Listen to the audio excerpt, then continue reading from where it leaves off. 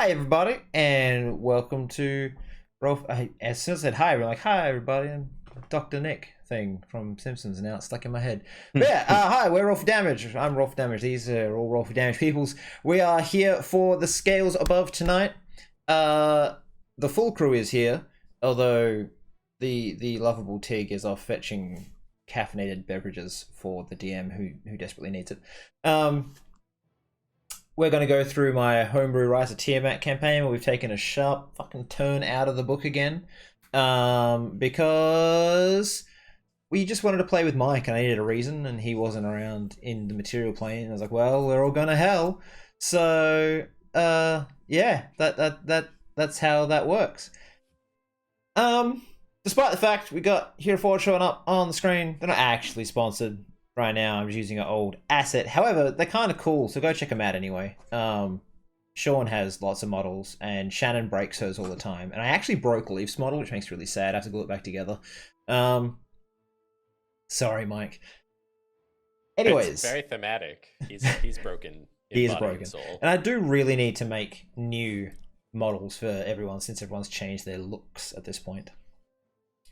Anyways, enough with my stupid rambling. Let's get down to business to meet the cast.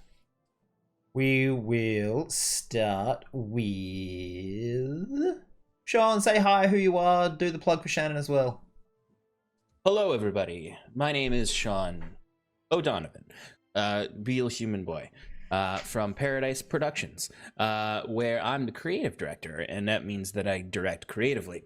We are on a somewhat small hiatus right now because we're in between shows, although I am doing crafting streams here and there and map making streams as I prepare our next campaign. Although we are in the final days of a search for some new folks to join up for a short 3-part series in December that you can keep an eye out on socials for, which is Paradise Prod on Twitter and Paradise Pro on Twitch. And then Shannon, who is on maternity leave right now, is our community manager. So she usually plays Sloan here, but she is away. And I play Auric, a timey-wimey guy who's pretty good and pretty bad. Shades of gray. Hi. I think I'm gonna just start renaming this the Hellbound arc because the scales above, like season whatever name of episode is very long. This is what I was thinking about as you were talking. And do you have? You weren't listening? I was about to show that I was listening by doing some active listening and asking a question about your upcoming 3-shot. Yes. What's the question? Do you have a theme for it, or is it all secret at the moment? It's all secret at the moment because we're trying to have a guest thing. DM come in, and so we're picking a guest DM from some people who applied. We're trying to, get some new voices besides our typical crew. Mike's a pretty good DM. Oh, he didn't apply. Mike, go apply. I'm a better DM than I am organizer of my own time. We'd love to have Mike on. I want to get Mike back into a quest game. Yes. Oh, yes. Oh, please. I need to see the return of Benny. We will definitely have to organize a quest game for January, Sean, if you're okay with that. But we can talk about that after. Next up for our peeps, we'll go with Mike playing Leaf. Hello, I'm Mike. I am the DM over at Wonders and Blunders.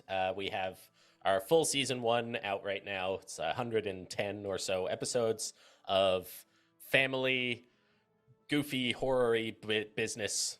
It's D&D5e. And we're also on a hiatus while I finish editing season 2, which is fully recorded but not ready for you yet. Soon it will be. And I play Leaf, the cowboy kitty, who...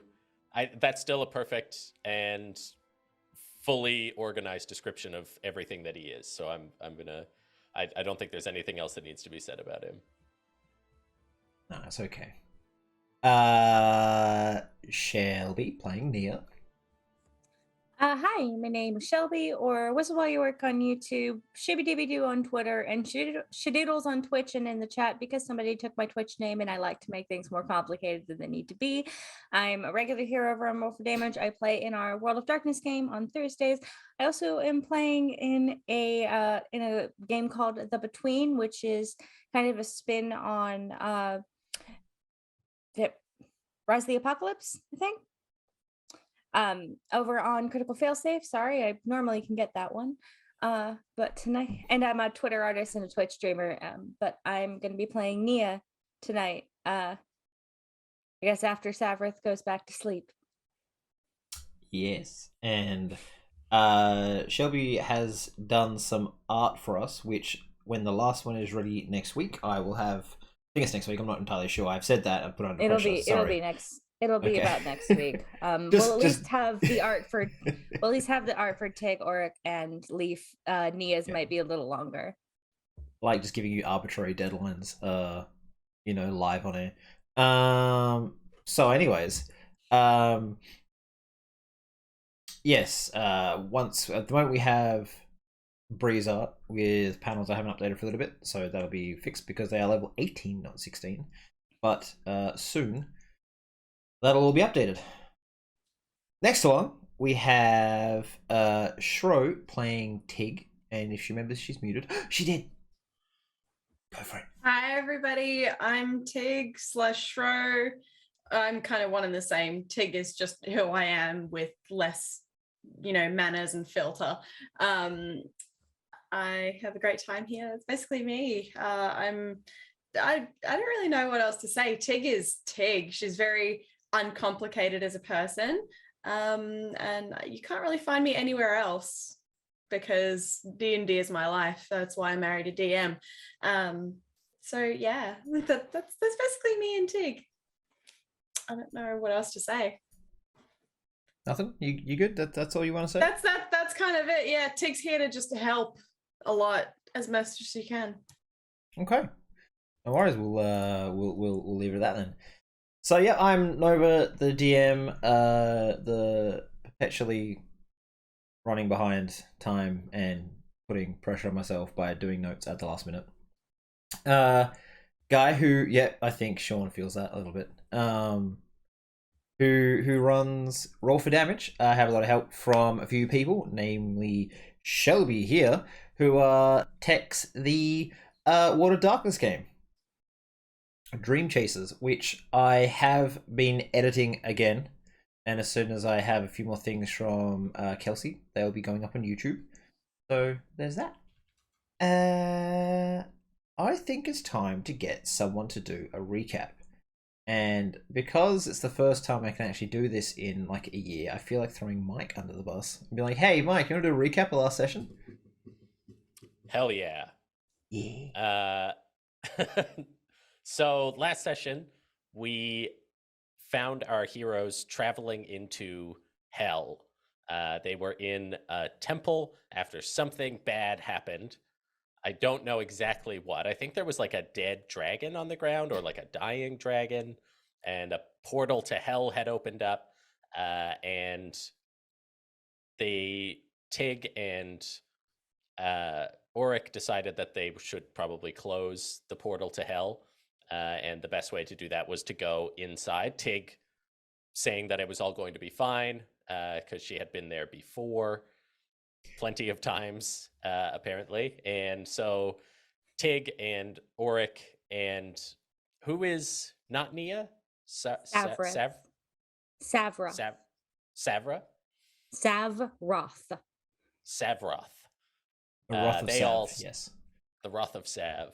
They all stepped inside and immediately got teleported to different parts of hell.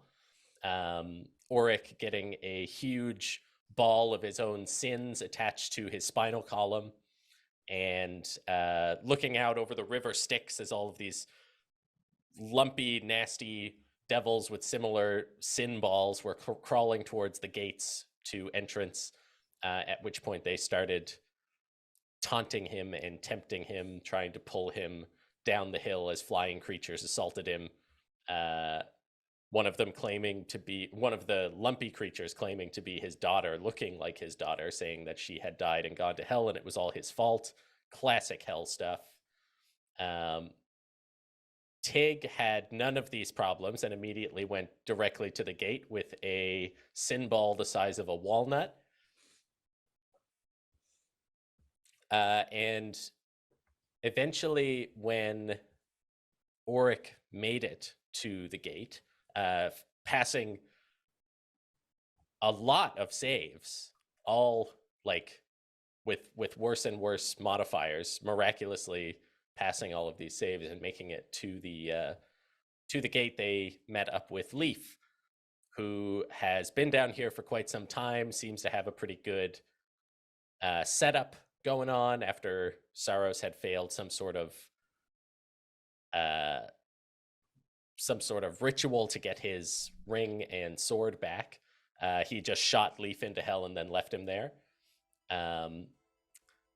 They made their way across the wastes and saw all sorts of absolutely sick, in both senses of the word, creatures and abominations. A big castle made of like moving limbs blocked their path for a little while. And then they made their way to the city of Dis. What is Dis? This is Dis. The city of Dis, where Despater lives, in his nice, big, tall tower. They stopped for a drink, which was made of souls and pain, but I think everybody really enjoyed. I mean, I don't want to speak for everyone, but I think everyone had a really good time with their drink. They made their way up to talk to Despater, who, shocker, not a great guy,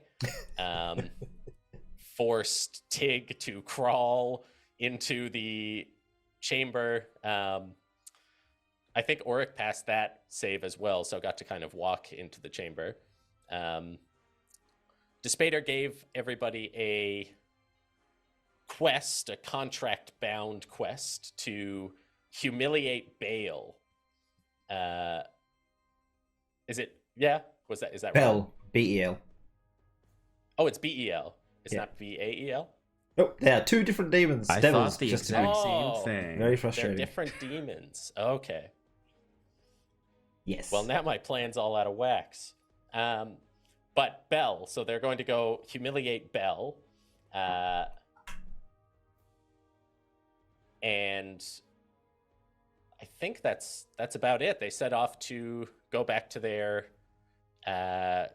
go to an inn, a cozy inn at the bottom of the spire. Leaf stayed behind for a little while and was warned that an old buddy of his, who is now in hell, is going to come and try to cut his head off or something. Again, classic hell stuff. And I think that pretty much sums it up. Did I miss anything? Shopkeeper asked to see you, and Oh, that's right. Yeah, Gale. You're looking for an inn.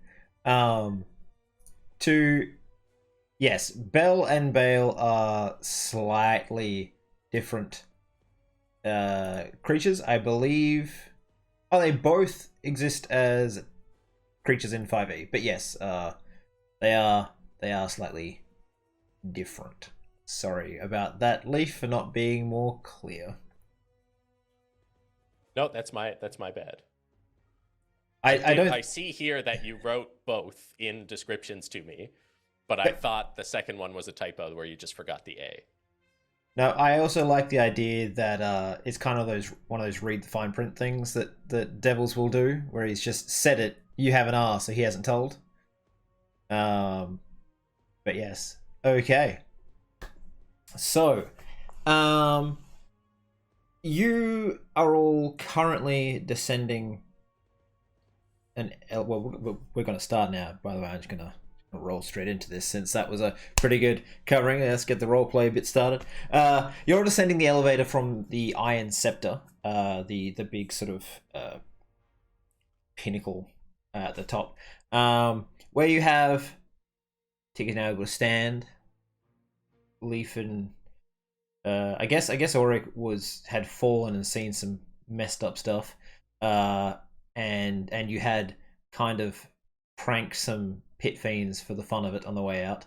And Sabroth is like trying to hold his shit together. He is panicky on the edge of a breakdown and looks like he might just start weeping at any second. Because the effects that happened to you guys where you walked out pretty much just floored him. He just stayed in the elevator. If the doors opened, he got that presence hit him and he just like laid down. And that was it. He not having a good time, Sabroth. But as you get about halfway down the spire, which is many miles high, the effects leave you and you can all stand and you feel that pressure off you. To which Sabroth is like, what the fuck? That's all he says. Do you need a hug? Just nods. Okay, it's okay. I'll take care of you. It's fine. Do you need me? Do you need food? Do you My need poor candy? big brother. Do you need a drink? Do you need candy? Just I can holding get him you off the floor candy. by the head. It's Do you need fine. candy? No shoulders, no head. I'm not going to decapitate him. I'm like, do you need candy? I can get you snacks. I have finger food. Do you need snack? What do you eat? Do I have to water you? When you say finger food, he's sort of like, no, it's like, help. That would help, yeah. Okay, thumbs or pointy fingers? Or do you need people snacks? What? Anything. Okay. That might be a mistake. Oh, Just- don't make my he- brother he a turns- cannibal. He turns to look at you, and what do you get out of your bag there, Tig? A thumb. So you come back holding a rotting severed thumb. Just gonna make a constitution check to not vomit. This guy's gonna Wait, think no, that he's Tig got- is actually a part of hell. He has okay constitution. He has a I'm just personal like constitution. stroking his hair, like, it's Now, okay. when I roll a 3, he turns around and, better. and he just Someone like puts puts his a hand in front of his rotten mouth, thumb and in you your just see face. like the bile leak out from his Aw. hand. He's just like, Keep it together, man. what the? What has my sister been doing? And you just like, I'm just looking at her Terrible like, things. she's been doing her best. and he looks around at like, and the elevator looks like the inside of a rib cage full with like muscle and tendons and stuff. And he's just like, best. And then he's gonna make a wisdom save. What's his? Oh, it's a 1. So he cries. Yeah, no, he has. He Yeah, just- I'm gonna scoop him up like a baby and cradle him. Nia and he- him are he wisdom just- twins, so he just hasn't got it in him to fight against that. He tried to like back into the corner and like just started like crying a little bit, like weeping. And you just picked him up and be like, "Hush, little Sabroth, don't say a word." And he's just crying. fuck is about my poor brother. I didn't want him to go through this. Yeah, never meant for this, I'm Dad. gonna like, yeah, full on cuddle him and swaddle him like a baby in like some of Okay. the vines and stuff, and swaddle him, and I'll just be like patting him and like, it's okay, it's okay. Orc is gonna go up to him and like if Tig's like holding him like this and his head's like here, he'll go to the other side and look at him and slap him on the cheek gently, and go, wake up. We don't have time for this. If you're going to behave like this, please send Nia back. Fuck, a second one. He just tucks his head into Tig and just starts Flicks him in the shaking. forehead and goes, Nia, are you in there? Stop harassing my brother. Nia's gonna come back and punch you in the face. All right. Wait, is Nia in here? You Oh, just no. shake. You picked up and shaked him. Did you just? Okay. Last save. That's a He's gonna 2. pass out. He goes catatonic. That's kind of what I'm He's hoping just for. he just goes limp and his eyes just staring up into the roof like he has no idea what's going on. Please? He's out. You've broken Sabroth in 2 broke my sessions. brother. 1 and a bit sessions, and you have broken the mind of someone. Thank you. It wouldn't be the first time. Look, it's fixable. He just needs I- to sleep. Shake the Better baby. be, because I made a deal with a devil to get his mind back. He'll be fine. That's true. It's all a bad dream, right? Unless you die. But yeah, so the elevator grinds to a halt at the foot of the Iron Scepter. The doors open, and you see a procession of... This is very upbeat music for what's happening. It's staying. And a procession of souls chained are being marched past you. A huge pit fiend is pulling the chains, dragging these people along. He's heading towards a square, big open area, where fiends of all sorts are calling out with prices and favors in exchange for these souls. Auric, as you step out the elevator, what would you like to do?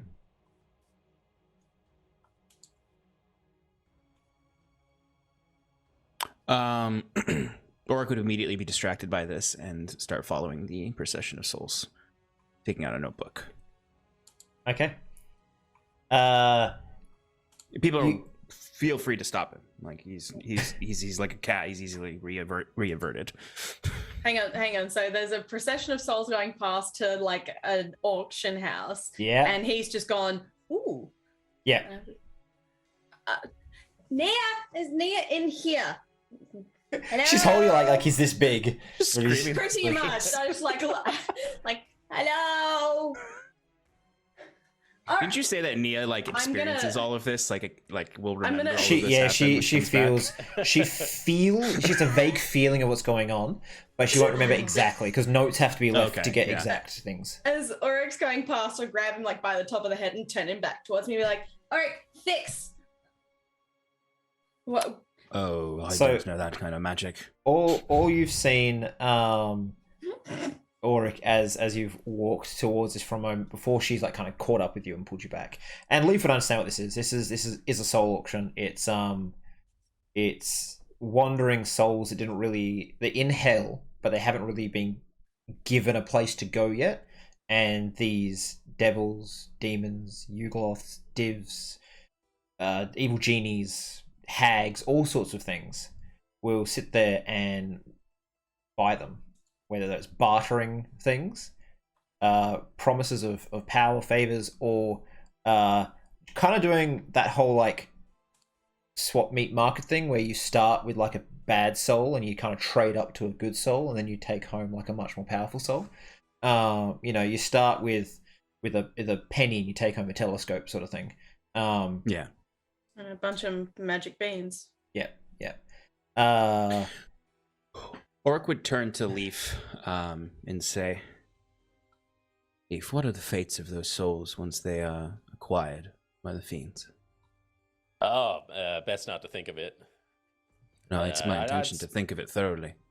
Well, stay clear of that whole deal. I don't like to. Oh, I have no intention of acquiring souls or anything like that, or participating. I think it's quite brutal, but you see, I have this thesis I'm working on, and I imagine as we're walking, Auric starts talking too much to Leaf about things that don't matter to Leaf. Yeah, and I think Leaf is like making his way through the crowd and is just kind of happy to keep you talking to get you farther away from the soul barter.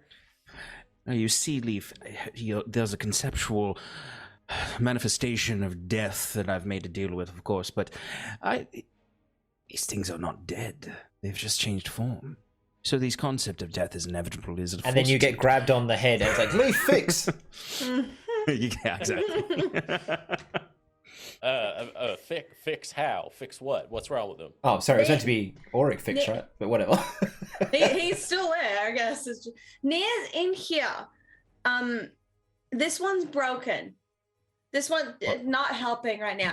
Nia! Auric looks Sabrath in the eyes, and he just needs to rest. Nia, I don't know how Nia comes back, but I don't think in this state that they'll be capable of shifting, if I understand correctly. As you cross in front of him and you like change the light, his like pupils don't change. He's not there. There is something wrong with this boy right now. There is some kind of acute trauma response, most likely. How does Tig fix? Tig tried to fix, and Tig make it worse. And Tig only here to fix.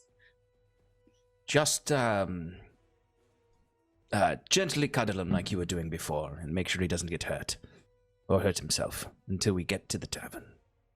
So, baby. Yes, exactly. Yeah, baby. And we'll try some of this too. Baby person or baby plant? Person. How do I do Humanoid. that? Just hold. We were doing it before, brilliantly. That's think not Leaf how has you something treat that might be baby able to help. people. What does Tig do with baby people? Do you water them? And as No. you're walking and talking, and he's like, "Do you water them?" And like, you all kind of squeeze through the crowd. There's this big, like, fat, pig-looking demon, and he looks down at what you're holding to. He's like, "You gotta eat that." Yes. It keeps going. Yeah. And you find yourself, you've moved quite far down this promenade, and you're near where the inns and stuff were that mostly, like I said, they're in multiple languages, to do with the idea of pain or what the words scream or something would be. It's all very, very simplistic, while fiends tend to be pretty cunning and devious with their long-term plans and contracts. When it comes to what do I name this building, not so much. It's just bad. A variation of bad. This is just all bad. The two that are in common are called the Torturer's Inn and Dreams of Pain, and they're kind of like 3 buildings separate them. Okay. Oh, well, it seems one of these will experience horrifying nightmares, and the other one they'll torture us. Great establishments. I love this place. Ooh. Which one would you like to walk towards first, if you're going to go to either, because you did say you're going to try to find a place to sleep? Well, our dreams are already somewhat painful these days. Maybe we go there. Okay. Rather not be tortured. But he not got a strong baby. We Not need- have a strong brain right now. I have a spell for that potentially if we can get my magic to work, but we need somewhere off the streets. Okay. Okay. So, you walk into this tall, pristine-looking building. It has a... To use a real-world example, it looks like old Japanese architecture. Wooden building, very like nice curved lines, all very aesthetically pleasing. From the outside, it didn't seem too big, tall but not too, long or wide. However, inside it's different. It's like folded space.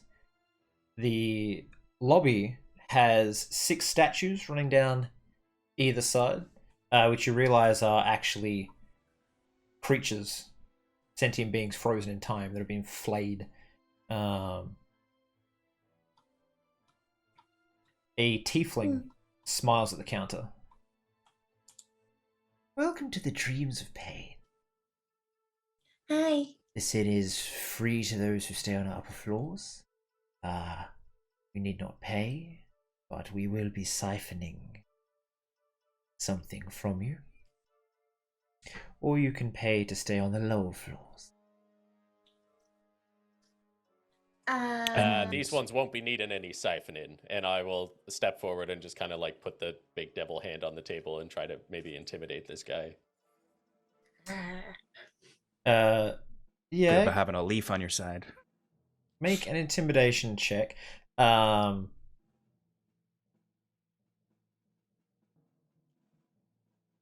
is a 15. Okay. I'll have to note it down. You know how the rules work here, Despater. Make sure everything runs smoothly.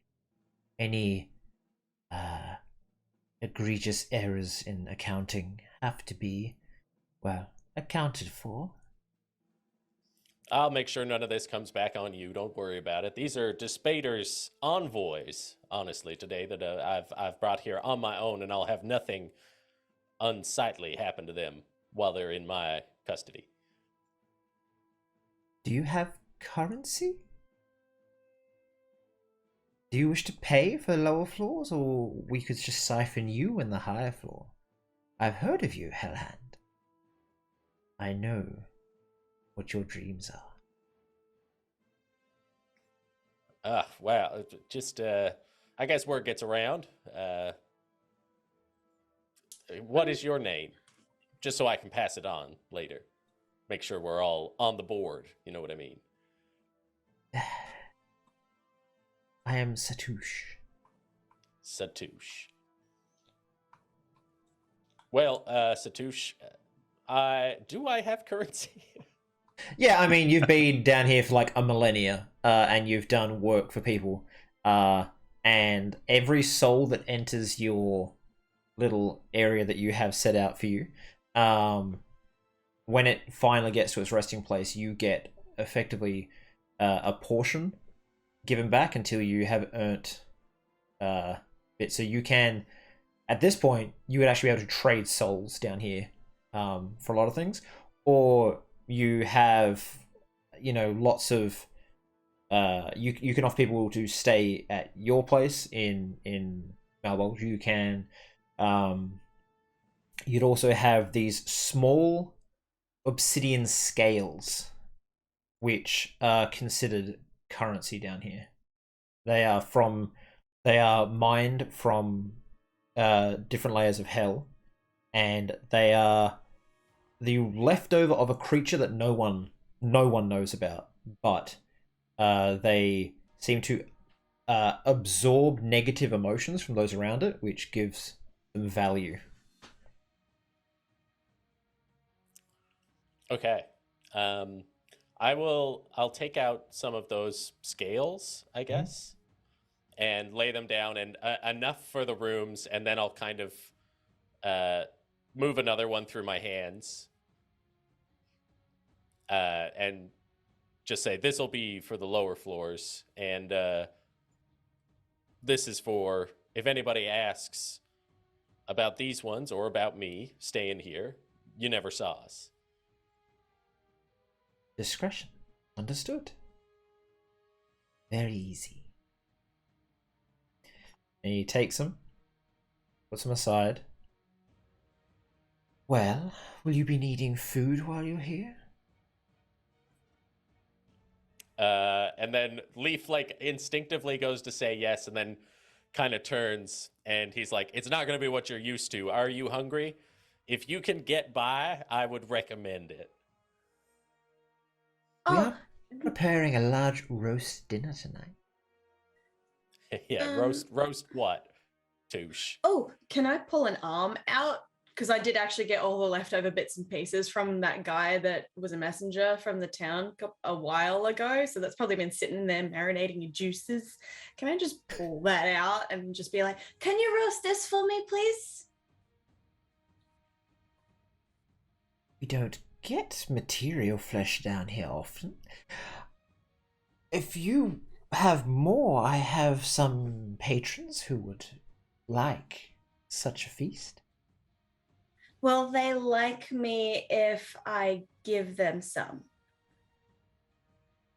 Yes. Yes, they will. Kitty cat, is this a good idea? Absolutely not. Okay, then I'll keep to myself. No, thank you. But you're very nice, Tushy. Thank you. He just is a bit taken aback by being called Tushy.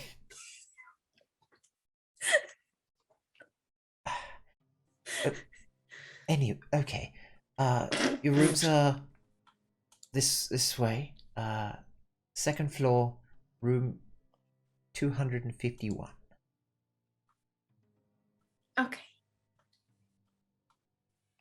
Wait. No food, no drinks, you sure? I mean, I'll take I'll take something. I'm just and I don't want to speak for y'all if you do want. I'll just whisper in Leaf's ear, just like, can I have another one of those drinks? The the ones that scream. Oh, you've had those. We can order some to your room if you want. Yeah. Just a drink or a bottle? Oh, send the bottle. Okay. You know, we ferment our own liquors in the lower levels. If you want, you could try some. Given you are envoys, say first bottles on the house. I'm not one to turn down a deal. Okay. Where? Tig's looking around for the bottle. And the tiefling's just very confused. This is what you're doing right now. Sir Hellhand, is she all right? Oh yeah, this is your standard material plane nonsense. This is what they're like up there.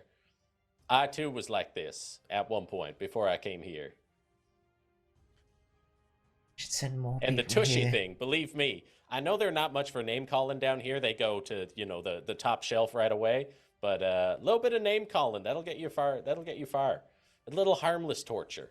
People just call me Cat on the material plane. Do you understand how minimizing that is? I'll just start petting him. And he's just pointing at. Oh. Well, your rooms are up there. Enjoy your stay, tree bitch.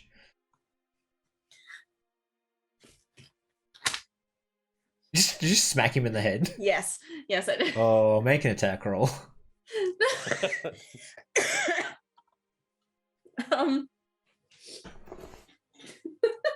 I like this. This guy. entire conversation, Oric is investigating the frozen flayed men.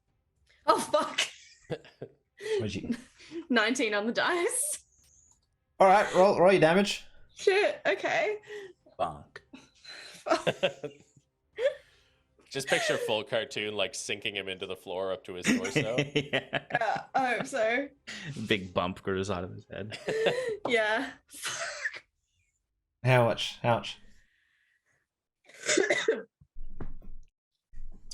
27. Wait, no, that was just 1d6. Yeah, I'm 27. You didn't great weapon master that, did you? No, So you take 10. I didn't announce it, so no, I did not. Okay, so That'd be 17. 17. 29, Okay. 20, 21. 21? Okay. And he just falls down and doesn't move. Oh, okay. I'm gonna take a finger out of the bag and just leave it there. Just like, sorry, for when you wake up. I'm a girl. The statue that you're looking at, Auric, like shudders and comes to life and sort of like slowly moves towards the counter, and it's just leaking fluid blood and like slime behind it. As it gets there, it sort of bends down. You hear this ripping noise, and it stands up and almost like a coat puts the skin of the tiefling on, and then stands behind the counter. Your rooms are up there. Enjoy.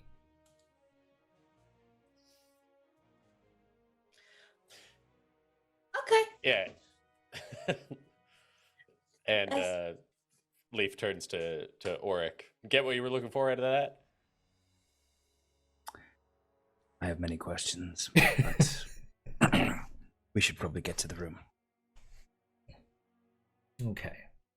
You ascend the stairs. Second floor, room 251. Literally a long corridor. But you get there. You got 2 rooms, right? Or just the one? Can't remember now. He gave 3 of the pieces, so I think it was 2 rooms. It's alright. Is either a room with 4 beds or 2 rooms with 2 beds? I just want you to specify. I'd say one with 4. Yeah, we'll do one with 4. Yeah. We want to stay together in hell. Yeah, Yeah, it's like a Good family idea. room though. There's like a double bed and there's 3 singles. Yeah, So- and then a big bone black throne in the corner that Leaf drapes himself over, right? Yeah. There's I was gonna more say there's like Every inn Yeah. knows to have that ready for leave. a series of like couches around a small table. And then there's like because it's again the Japanese aesthetic, it's like a small table with the kneeling mats. But yes, there is like this one big black like charred bone chair. That's like their version of a recliner. If you lean back in it, it will like move. But yes, I imagine you don't sit in it. You just kind of like put your front legs over armrests on one side, your ass over the other side. You like lay across it. Just go to sleep. You can do what you want. That's just how I imagine Leaf doing things. Yeah, I think Leaf does like kind of tap Savroth on the head a couple of times, just to like see is he still completely catatonic. Like, and your claw just like leaves like three little little tiny spots of blood, and he's just like just staring mindlessly. I think I may have something to help him. Well, first I'm going to test to see if any of my magic works again now, and I'm just going to cast Dancing Lights. It will work in here, yes. Okay. Then I'm going to cast Protection from Evil and Good on Zavroth, which means that he can't be frightened anymore of fiends. It may not bring him back, but it will help. Hopefully, my intention is to calm his nerves a little bit. Do a little like when Pippin looked into the Palantir and Gandalf just whispers some things, and suddenly he's like, he's still scared, but he's less scared. I'll give him another save, all right? Cool. Oh, an 18. Also give him guidance. Oh. He passes. I'll say he passes anyway. Because I know he's got a couple negatives, but I didn't have the DC too low, especially with guidance, it'd be fine. He's like what? And he just sees the bed and just like walks to it and lays down. He's like, I don't want to be here anymore. Yes, rest. We paid extra, so there'll be no torturous dreams tonight. Why is that a thing? We're in hell. And he sort of like remembers that he went through the portal. Just You're shaking back with a us, little man. bit. He goes to sleep after about an hour of quietly crying in the corner, which is keeping you all awake. Well, we've solved that problem. I have a question for Icky. Yes. Now that we're all sitting comfortably and resting, how was your trip? How did you get up the mountain? My trip. Yeah. Oh. Because I told you it was lovely here. And it was, wasn't it? Did you So see all the lovely. nice stuff? Like you saw all the flowers and the river and all the trees Flowers. and yeah. And the forest. Did you see everything nice? No, I did not. Oh. Why didn't you follow Tig? I couldn't. It would not let Yeah, me. you put one foot in front of other foot. Mm-hmm. Yes. But that's not how this works here. No. Not for me, at least. Why? Or most folk who come here. We're not all as resilient as you, Tig. Or as kind and good. So what did you do?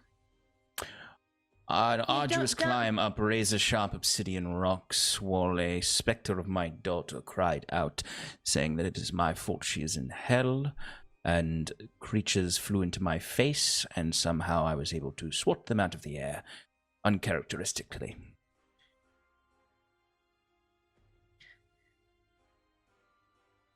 All while dragging a heap of sin larger than most structures.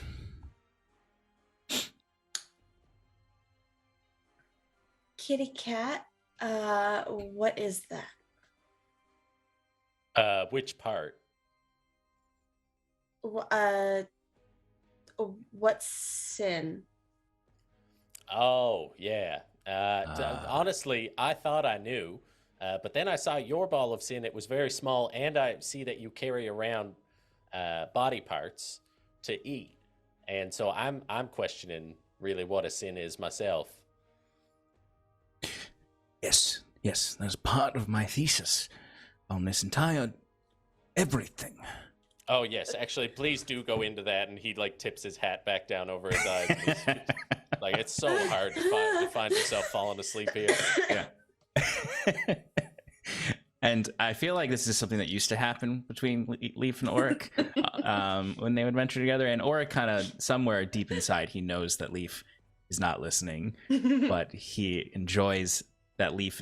He actually enjoys it more that Leaf is not listening, because when he does it with Sloane, she asks questions, and he doesn't really want anyone to ask questions. He just wants to talk about his fun theories. Everyone who has 'cause I'm slept here. near everyone who slept near Leaf, like since he left the party, has wondered why, when he's falling asleep, he goes like, oh, "Yeah, yeah, oh, Okay. amazing." Well, if you're going to talk about it, Tig's gonna sit down and sort of just. But Well, you see, Tig, I believe it is due to somewhat a level of naivete is in the equation of sin calculation for the afterlife. If you do not know what you do is cruel or hurtful or spiteful towards someone else in a manifest way, it doesn't manifest like a sin ball does for someone like me, who very much so intellectually knows when I have harmed others with my endeavors. put my finger over his mouth, like, shh. Use Tig word. Slow. Not Sloan word, Tig word. Tig does thing. Doesn't know thing hurts person. What sort of thing? Eating the flesh of the deceased will not... That doesn't hurt them. They're already dead.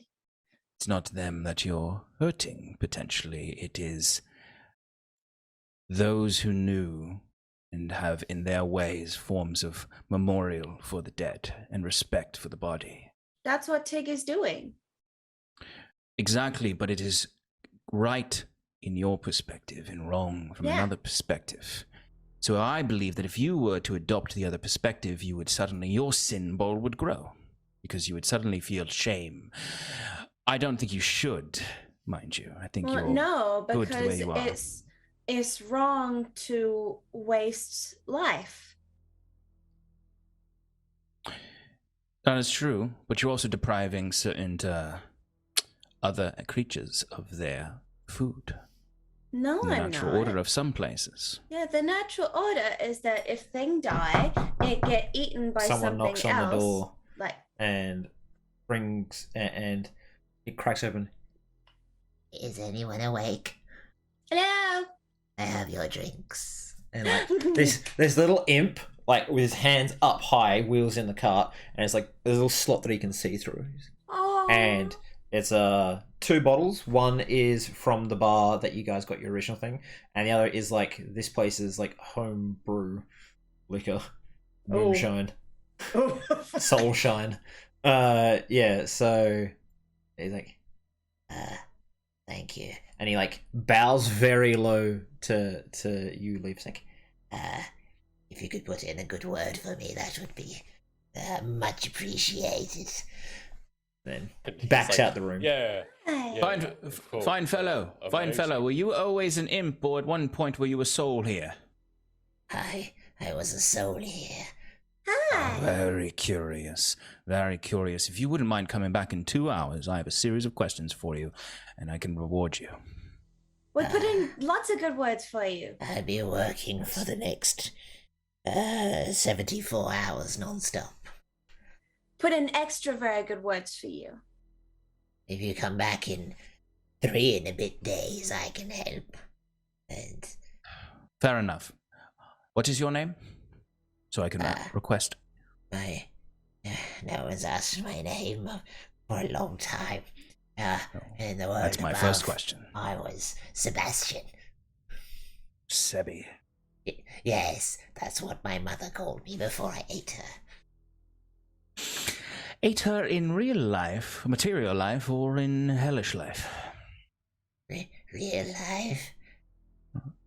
I have even more questions, but you're a working man. As you were. Yes, a man. I remember being a man. As he walks out, I remember being a man. And Oryx slaps like Leaf on the shoulder as if Leaf was listening to everything he said and was like, see, death is not the end. And Leaf is like, yeah, oh, you're totally, absolutely right. Tell me more about that. And you notice the bottles on the table as well now, Leaf, as well, as you like wake up.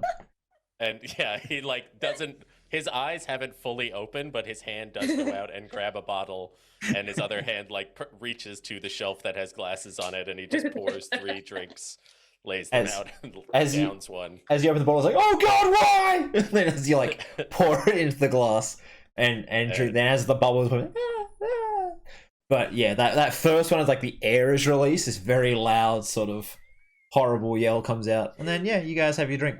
Second time drinking it, you guys don't quite emit the scream that you did the first time. But there's a picture on the front of this bottle, and it's rack edition, and it's brewed from several souls that were tortured on a rack. That's very Rack curious. edition. So you get this very quick sensation of someone's bones popping, and then after that you get the happy memories of the time that they were very patriotic and fought for freedom of their lands, and they were very proud, and then they got captured and things went bad. I'm so curious how they acquire and harvest these souls. These good feelings are all noble in some ways. No, I don't think they're all genuine. I've gotten the same one more than once. Oh, interesting. So, I have so many questions. So they're for this not place. real. I like to tell myself they're not. Damn. Do they ever taste good? For the sake of letting Shelby play the game tonight, I'm going to say you all go to bed soon. I know she just walked away, but she's probably thinking, I don't get to play the game tonight. So I was just about to suggest we go to sleep. Yeah. Yeah. So I'll say that you don't really need to be on watch. There's like heavy locks on the doors. So you go to sleep. I think, Auric, you would probably step and write some more of your thesis, especially now that you've seen these weird things with souls and drinks and Absolutely. stuff. I begin Oryx's treatise on hell and the persistence of the soul beyond death. Okay. There's this weird, like, shimmering shake in the corner as Savroth shifts into Nia, and Nia's, like, on her back with her arm around a very small cat creature. Oh, thank the stars. She's back.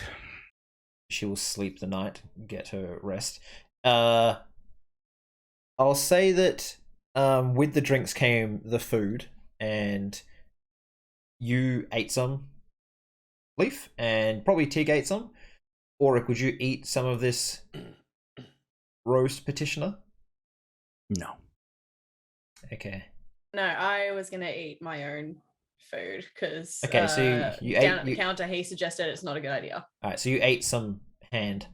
Yes. Savroth didn't eat anything, which means that Nia is going to wake up really hungry, and if you don't eat within the first half a day, you probably get a level of exhaustion. But you'll wake up fresh in the morning.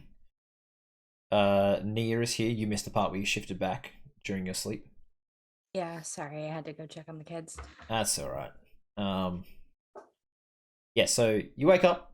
All of you wake up roughly at the same time. To another knock, and this little imp comes back in. Hasn't slept, hasn't stopped, and now he's got like a mortar and pestle to grind coffee, but the coffee is just brown teeth. No. In a thing. He's like, Your morning coffees. and he sits there and just like he summons a little flame under a metal urn and like heats up the water for you. Oh, is that Sebastian? Yes, How are you, little fella? I haven't slept in 6 days. 6 days. Oh, they've been going soft on you. It's a 10-day work week here. Well, you keep it up. This is Sebastian here, makes the best coffee you'll get down here. Still made of teeth, but it will put a pep in your step. I'd like to not be down here as you own. Maybe I could serve you and your property, Master Hellhand, and find a way out of this. Why are you laughing? We have been over this, Sebastian. My property is not for those who ate their own mother. It's for a different sort. So I won't be requiring your services there anytime. Anytime? Forever, no. Orc picks up one of the brown teeth. Is it a sin to drink too much coffee in life to stain one's teeth? No, it's, we have a bone field and the coffee plants grow and the seeds, the beans they produce, the teeth of those who have sinned in life. They're quite tasty. And he just pops one in his mouth and starts crunching. Oh dear. And you can hear that sound of like when you've bitten into bones. Like, That sound we all know of a tooth grinding up another tooth. Sorry, Shelby.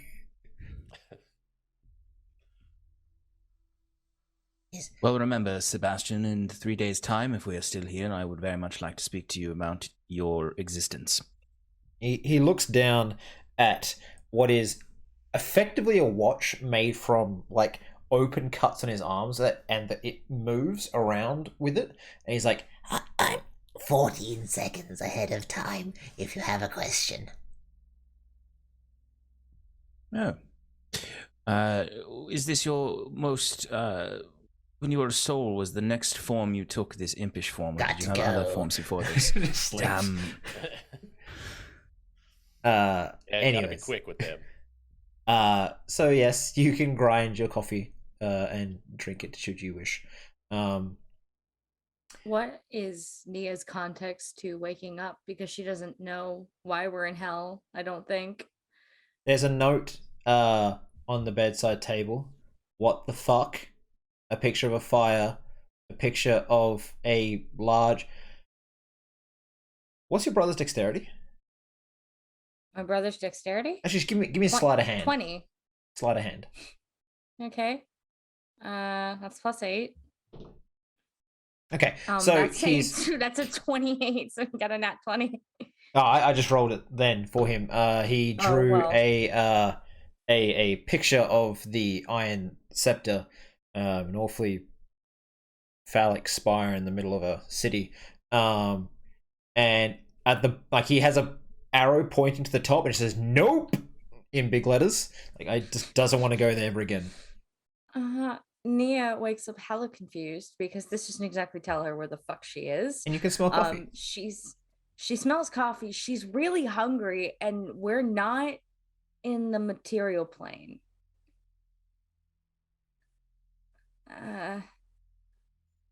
What the fuck happened? Well, this was Where are we?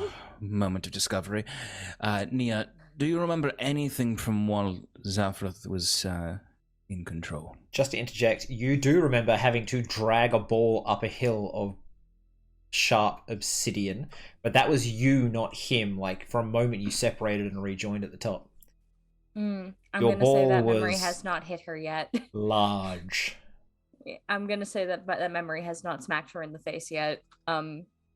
Just because she is still kind of waking up and coming out of the transformation. We've established that makes her foggy. Where are we? Why are we here? What do you... Well, to be quick with it, we, back in the Chamber of Bahamut, certainly most likely, due to our resurrection of a god, there was a tear in reality, leading to the hells.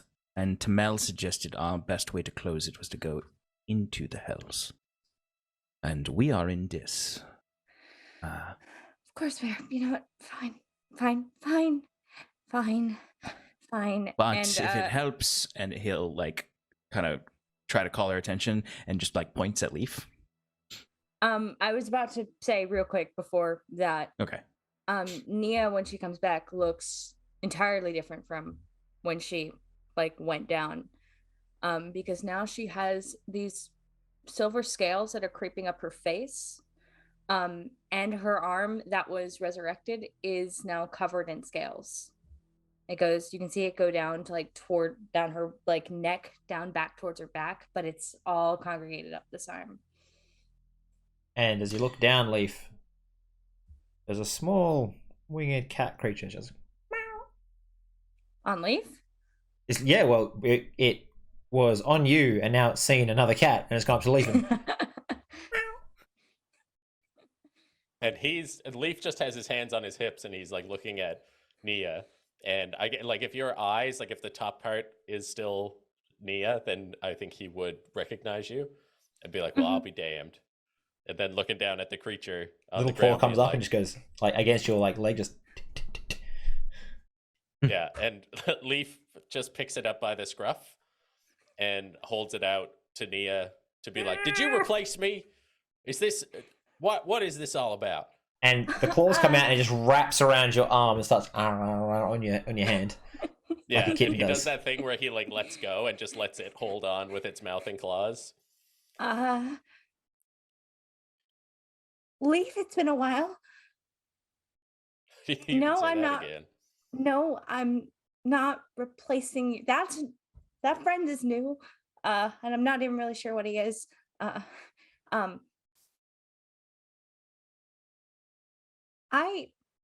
I'm sorry for the last time.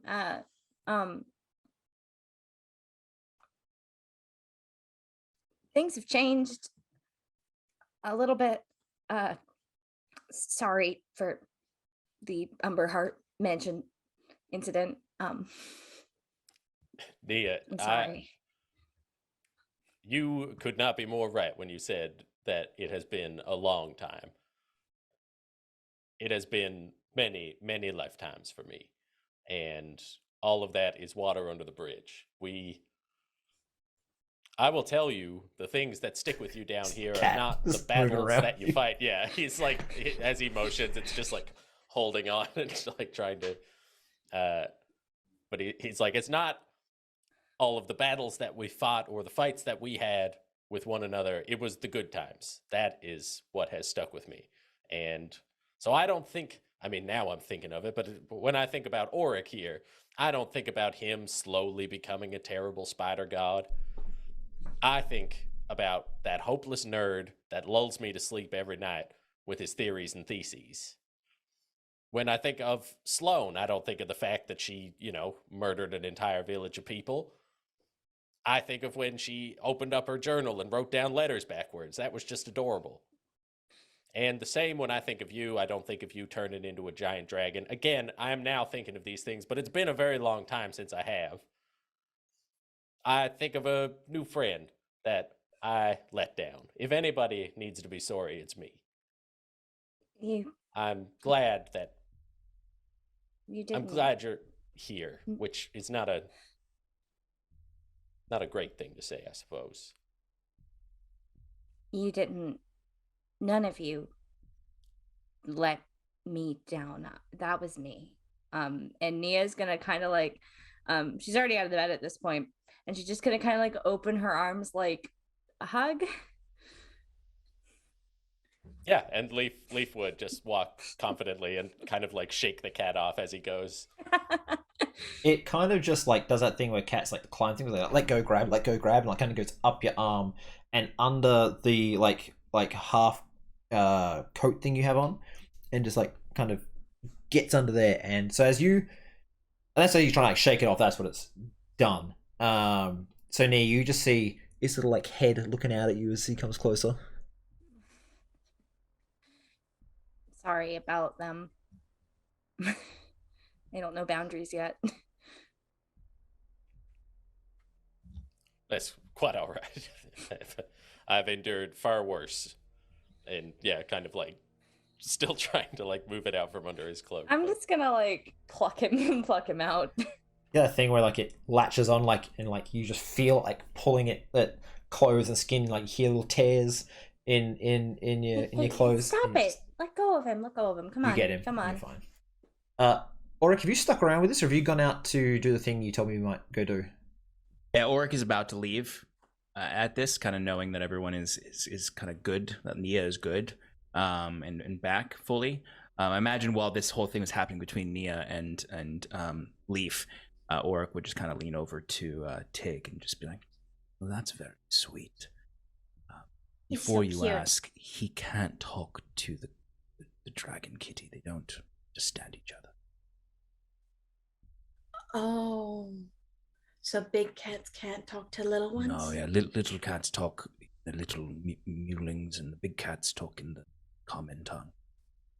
And Oh, Truthfully, I've never actually asked. well, you Nia's should. cat looks at you and cocks its head to the side as you're saying this, and it gives you It's a a god kitty. creepy idea that maybe it does know, but you're not entirely sure.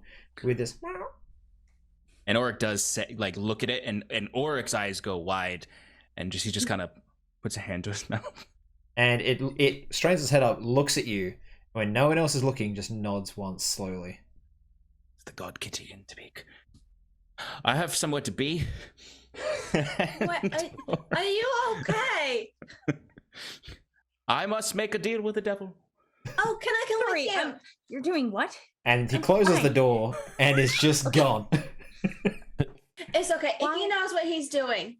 Or Nia just looks at Leaf and is just like, why is he like this? Oh, I'll never know. I hope I never figure it out either, because boy, he keeps me on my toes. Oh, you should have seen him when he didn't have a soul. You should have seen him when he was young. Yeah. He was the same. Yeah, I believe it. I Mm. absolutely believe it. So what happened yesterday? And I like hold up the letter that Sabbath wrote me. Please tell me he didn't get hurt. No bruises, no scratches, no broken bones. Okay, but did he go through bad things up here? How bad?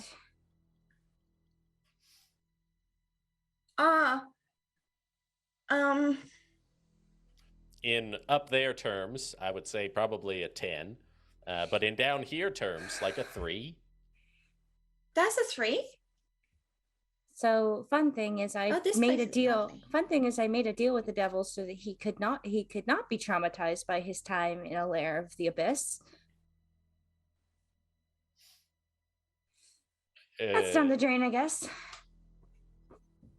Well, the thing is, Icky said that he might be able to fix. And I think it's fixable, so it's okay. We just have to make him feel better. And go home as soon as possible. Because time is weird.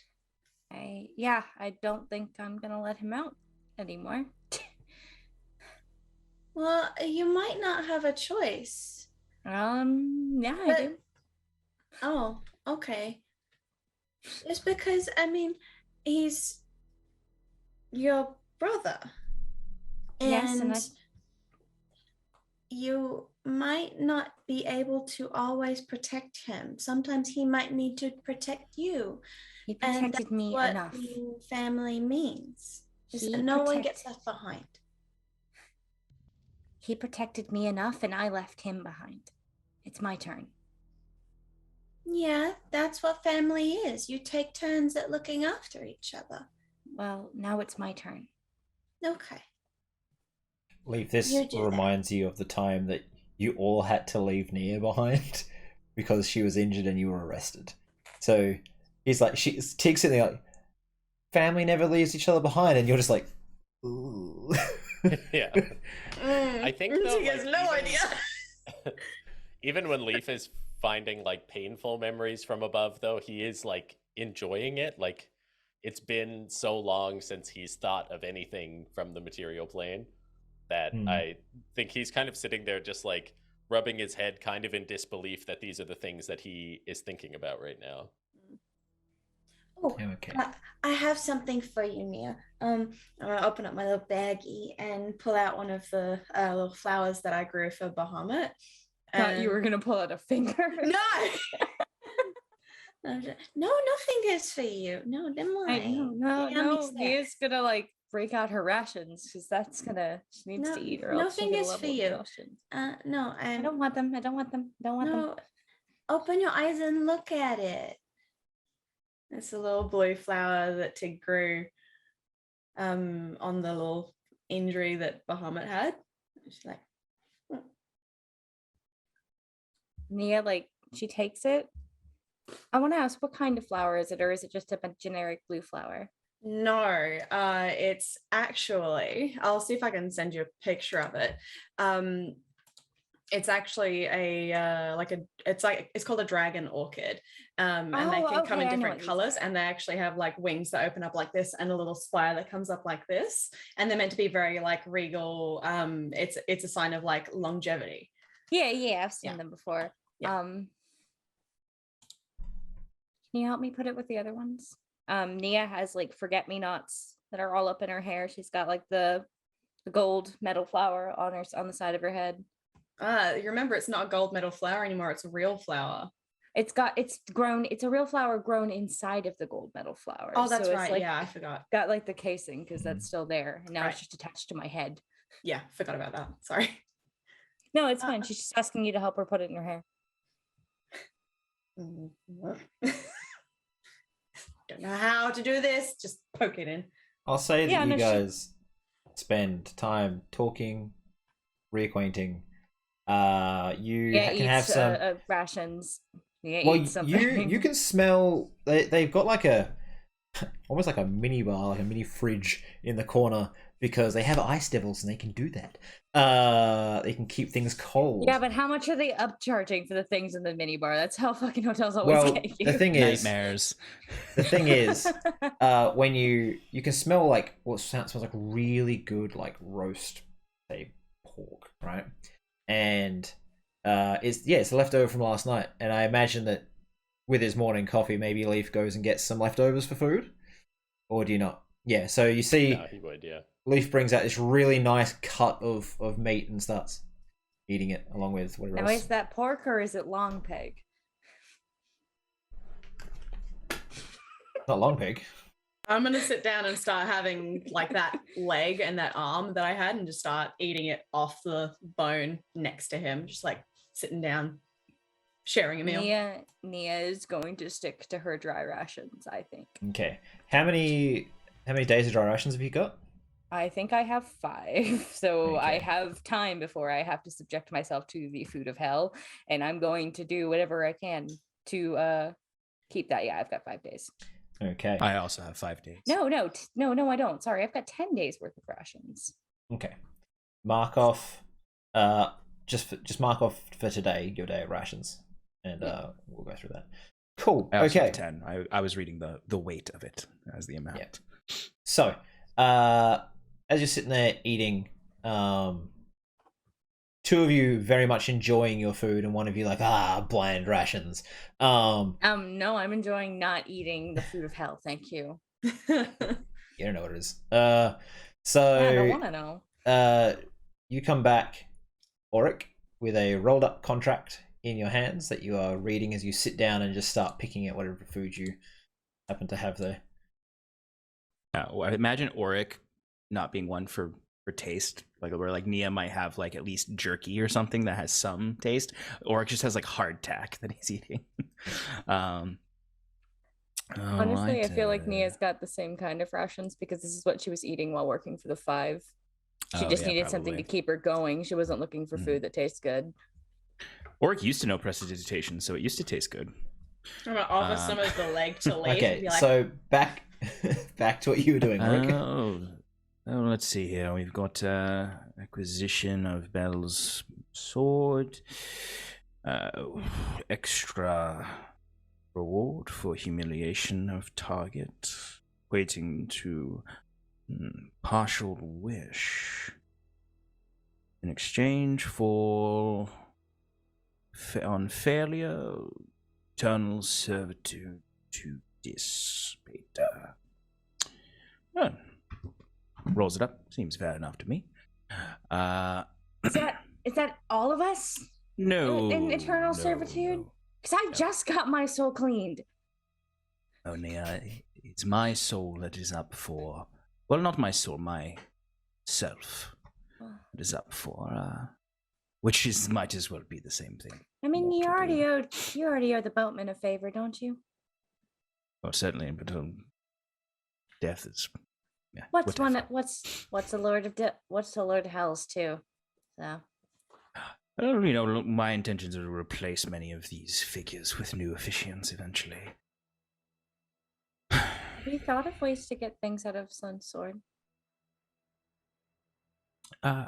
Yes. But that is a long-term experiment. I want your help getting someone out of it when we can. Someone else? Aaron. Oh, it's right. Right. Sorry, I forgot. Everyone Once, does. well, you got your brother out, and I forgot you had multiple. I mean, ideally, I'd love to get all the connections in souls of Veclarung out of there too, but that might be a little tall. Well, that's my goal as well. Is to get those souls out of there. All right then. So we have the job offer from Dis-Beta. He is willing to grant us, if we acquire this blade, transportation safely to a deeper layer of the hells. Malbosh, is that correct pronunciation, Leaf? As good as any. Why are we going to a layer deeper? Is this where this person is? No, we are going to defeat Bell in exchange for going deeper. A reason for that is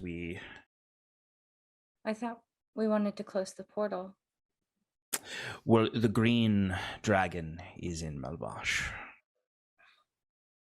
So if we are keeping to our promise of freeing Stopping. Tiamat. So we've got to free the red head, or the green head. Well, we at What about least the need to red? see its status. The red is also in a bad situation. It is currently being held as the pet of Mephistopheles, so another reason we must go deeper into the hells. Yes, we need to close this portal. That is what I'm hoping this partial wish Dis-Beta is giving us will be able to do. But we actually have other work here now that we've been here a day. It is all connecting for me once You again. hear this booming, like, I hope that didn't break anyone's ears. No, you're good. As like very large bangs on the door. Oh dear heavens, what is it now? Do we not have a do not disturb sign on the door? And I Nia think will it's go part up of and the answer it. hells. I think they're just interrupting every conversation we have because it's a slight form of torture. Fine. Nia's just gonna get up and go get the door. She's fucking tired of this shit. Make a wisdom save as you open the door. Shit.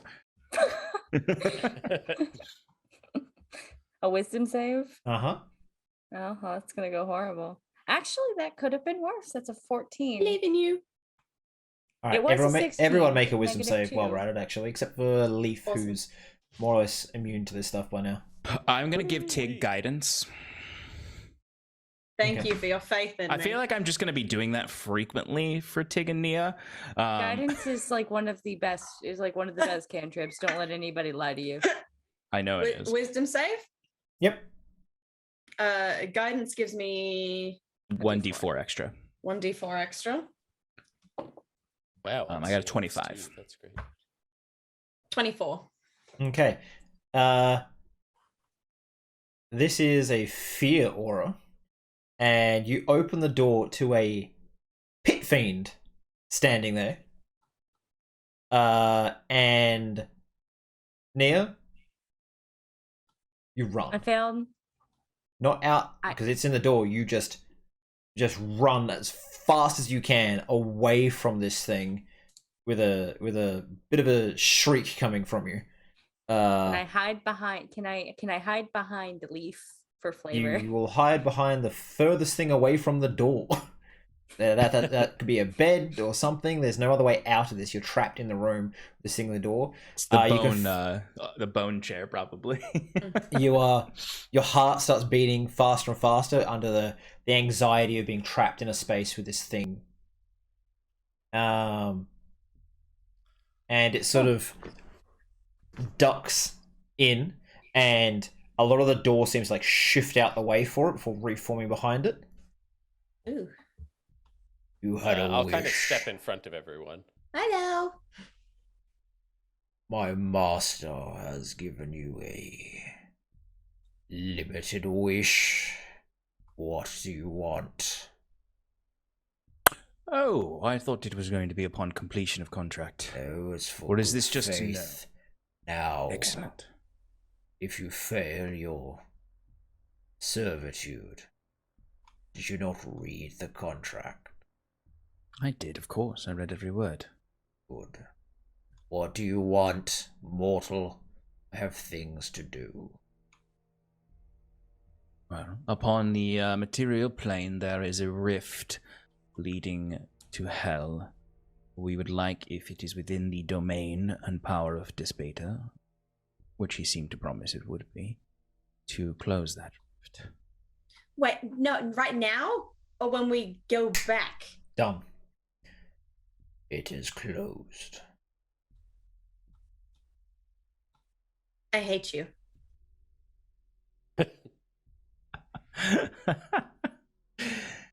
Oh, boy. He looks around the room and then sort of smiles when Nia's like hiding. He's like, at least one of your wenches knows their place. And moves away. Don't like that. No one does. I'm gonna go over to Nia and reaching into like a satchel on the side of one of my bags. I'm just going to dip my hand in some powdered silver, and like as I help her up from behind the chair, I'm going to cast protection from evil and good. Okay. So she cannot be frightened by fiends. You feel that presence lift. Yeah. And it picks up its maul, which it had rested against the door, and leaves. Excuse me, sir, were you always a pit fiend, or at one point were you a mortal soul? You're really pushing it here, aren't you, Icky? Very few opportunities to speak to devils in this manner. Sure. He looks over towards Leaf. He's like, you know more about this than I. You've had the book. You tell your friend, Hellhound. And he keeps going. Joke's on him, I didn't read it. Well, I would very much like to read it if you shall have it. Oh my god, I thought you were going to say jokes on him. I can't read. Whole time. Actually, that makes would've like been Sloane the perfect. best guardian of the book. She can't read. She's Oh, just like, shit. True, actually. I Yeah. can't be corrupted as badly as everyone else. But he leaves. Oric would lean over to Tig and smile and sort of smile and wink, knowing that she thinks that he just closed their last portal out of here, and just sort of taps the staff and says, "Don't worry, I'm working on a way for us to leave whenever we want." Okay, I trust you. And the little dodecahedron shimmers a little bit. Okay. Little sparks of stars come off of it. Okay. So, what are you guys doing with your day? Since your business in here is pretty much done. You've had breakfast, you got the contract, he's done the wish. What are you doing? I want to ask Leaf a question real quick, if you wouldn't mind. Go for it. After Nia's had like a chance to collect herself, and we're all kind of sitting around figuring out what our next move is. Hey, Leaf, do you know how to? I'm hoping in this, if we're going to have an extended stay, I might be able to find a specific devil. Who are you looking for? He gave the name Half to us.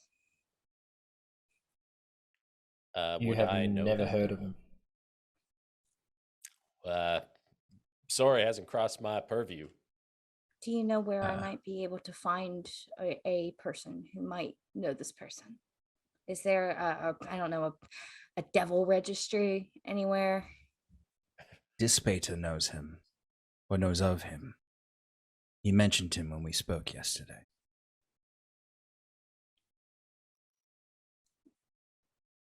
Okay, not sure I want to go up asking Dispater random questions without cause. It could I be would not useful, though, recommend within completion of this task. Dispater might be a devil, and a distasteful one at that. His You respect for asshole. law, truth is a bit stronger, as I've heard. Do you think he'd tolerate us going up to ask a question like that? With his, perhaps, if we do this for him, and if we complete the humiliation of this devil Bell. But I also know that Half has some connections deeper within the Hells. I The just deeper want to we find go, him before we leave. I have a feeling he's going to find us. We will keep an eye out, though, as we move deeper. If I do get a chance with Dispater, I have a meeting that I need to get to. Oh, that's right. Do you think that might be something you could inquire about while you're there? Can't hurt to try. I'd appreciate it. I don't want to go talk to him again. But also I do, because like he's cool. But I just, I want to like be respectful, but on my own terms, not be told to do it, because I was going to do it anyway, and then he made me do it, so it's not as fun. It's how the world works sometimes. That's true. Leaf. Perhaps it'd be best for us to spend the day after your meeting, of course, discussing this Bell a little bit. What we should be expecting. Yeah, I would say that's a good idea. I have some ideas, but we can, it's probably best that we formulate some kind of plan before diving deeper into the circles of hell. Okay. God, who have I become? Listen to me planning. Oh, crazy. So- A millennial will do that to you you. came up with our plans before. As you all Yeah, and look where that got me. pack You're up pretty your proud. gear to head out to visit your Gale, right, for the meeting. Deal. Yeah. Yeah. We will take a short 5-minute break so everyone can get some water, food, whatever they need. And we will be right back. Wave to the camera, everybody. We'll be back real soon. Where's my break button? Bye. Hello, welcome back to Roll for Damage. What was that? Look at Oh, Sean. Sean with his carrot tusks. Yes. Hello there. I know why Okay. orcs talk this way, but these tusks, it's hard to talk like a normal. Orc turned I into think- a half orc. I think at some point orcs don't eat their tusks though. Although is that how you they do? is that how you've been eating those teeth? I wanna see you play an orc one day with just carrot sticks like the whole time and just be like, I'm trying not to I'll do eat it. them. I'll do it So for a one shot. you're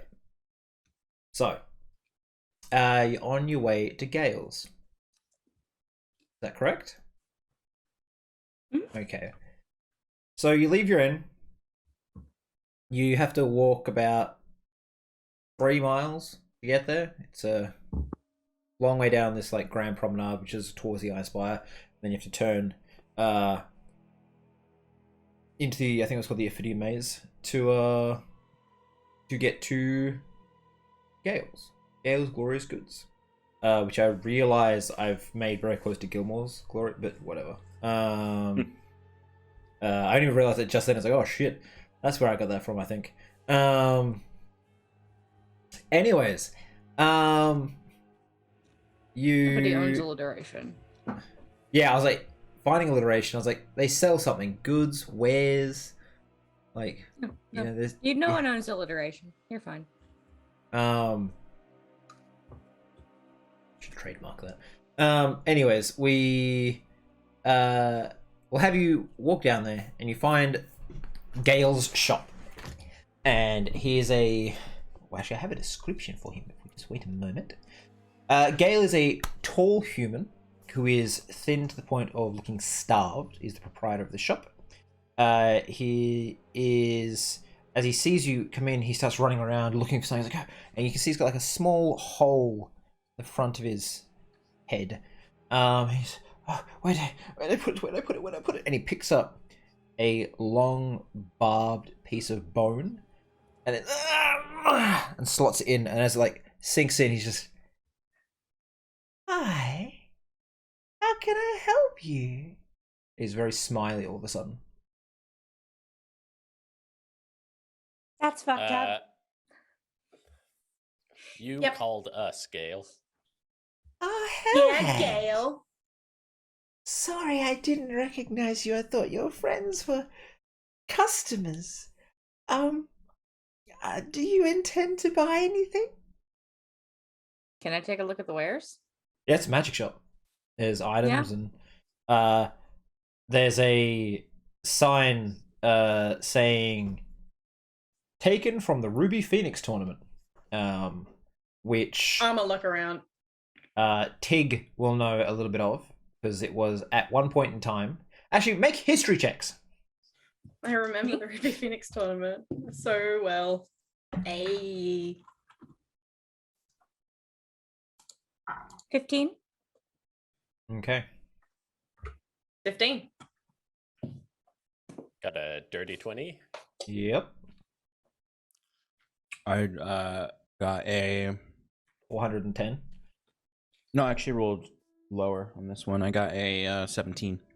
Oh, okay. All right, I'll change this to Auric and Leaf know of the Ruby Phoenix tournament. It was a tournament that took place on a island off the coast of Eudora, which is the Tiefling Empire, and before the return of the gods, all magic items, because magic was more or less outlawed at that point, were, except for the ones that were sort of traditional for kings, queens, or something like that, were gathered up and placed in this under this vault at the tournament. And once every 10 years, the Murder Olympics effectively would happen, which is the Phoenix tournament. And if you proved yourself to be like strong, cunning, whatever, you were able to go down to the vault, and all the surviving members of your team could pick a single item. Hunger Games, but more rewards. The items were from things as easy as like, you know, a +1 dagger to a deck of many things, a crown which made you immortal, a book which you uttered the name of the plane you wanted to go to, and you would be teleported to exactly where you wanted on that plane because it gave you a mental map. There's like a lot of Armor of the crazy Gods was thing. there. Yeah. There was like the. I'm half sorry. Of Are you the that sort of DM now, Sarah? stuff. I have a list of the items you described. Still remember the armor. Anyways, at one point, the Ruby Phoenix, that was a very powerful wizard who managed to retain his powers after the gods left and the magic sort of stopped working. And he would reincarnate anytime he died. And then one time he just didn't reincarnate. So the guy that went out collecting all the magic items as people died stopped collecting them, and Gale has bought many down to hell to sell on. So what is the currency? Or I'm guessing we can't spend gold here. you can trade souls. There are obsidian chips. You can trade gold, but it's like massive quantities because I know Yeah? I have a fair amount of platinum on me, but I also wish I had that fucking Lantern of Souls right now. God damn it. so the way this works is he's effectively, you know, when you go to a shop and they've got those stands which turn, and there's like especially in jewelry stores, right? There's like things you turn. Yeah, there's like a little display. It's effectively that. It's a display that you turn, and there's just thousands of magic items. So if you want something from this area, you will roll on a chart, and I will tell you what comes up. I would like to find something, sure. Okay. That sounds fun. So while How often do you get to get a magic item from hell? Every second Tuesday, apparently, for Tig. I get my free ice cream. Well, I'm Nia. I'm not Tig. It's and not crazy. Gail's kind of got to look at you and be just like, I think I've seen you before. And like Her or me? You, and it's like looking at like a list of like do not serve people, and there's your picture, but it's you before you were all wooden. He's like, never mind. I'm gonna start turning the little thing and like. And while you guys are looking, I'm gonna get you to roll 3 D100s each, except for Mike, who's going to be talking to Gale, and you can just wait, and I'll ask you about those later. That's the items that will appear. So, Lord Hellhand, you asked me to search for that ring for you. I think and, like his smile is like it's like hurting him. You can see like his muscles like twinging. He can't not keep this. Mostly due to the spike in his head hitting the right points to make him seem happy. Your ring. I have word on where one might be, but here's several I collected. And he like puts 4 gold rings, and it's like one is more of about the size of a bangle, and it's like it says "To my dearest Kitty." It's someone's little gold bell on it as well. Definitely a cat collar from someone. But then there is literally 2 wedding bands. One has a split in it, and the third one has an engraving of 2 tabaxi like along it, where their like noses touch at the front, and where the noses touch is 2 small diamonds. Are any of these yours at all? No, and then holding up the one with the bell on it. Yeah. Like, are we just doing jokes now? Is that where we're at with this? It's not me. Lord, I have people that bring them here, and I just put them on the tray and show them to you. That's all. And it's literally like from you a little bit, you know, and maybe you are just trying to scare him, but it's he has a network that brings him things that they think is what he's looking for.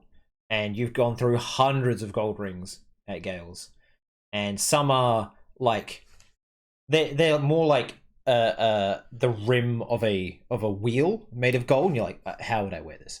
But yeah, it's just anything that anyone that works for Gale thinks is a ring of gold that might be for someone they bring, and you're like, you've had some crazy shit.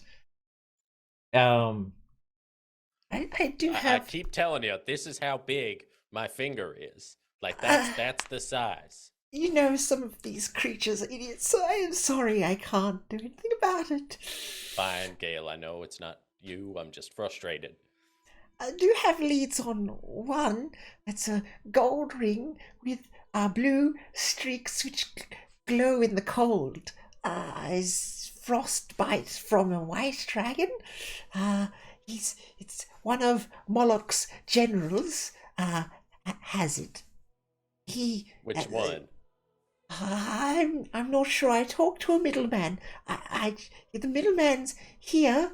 He's currently, I believe, helping out a small problem with the army. I have to sneeze. Please hold.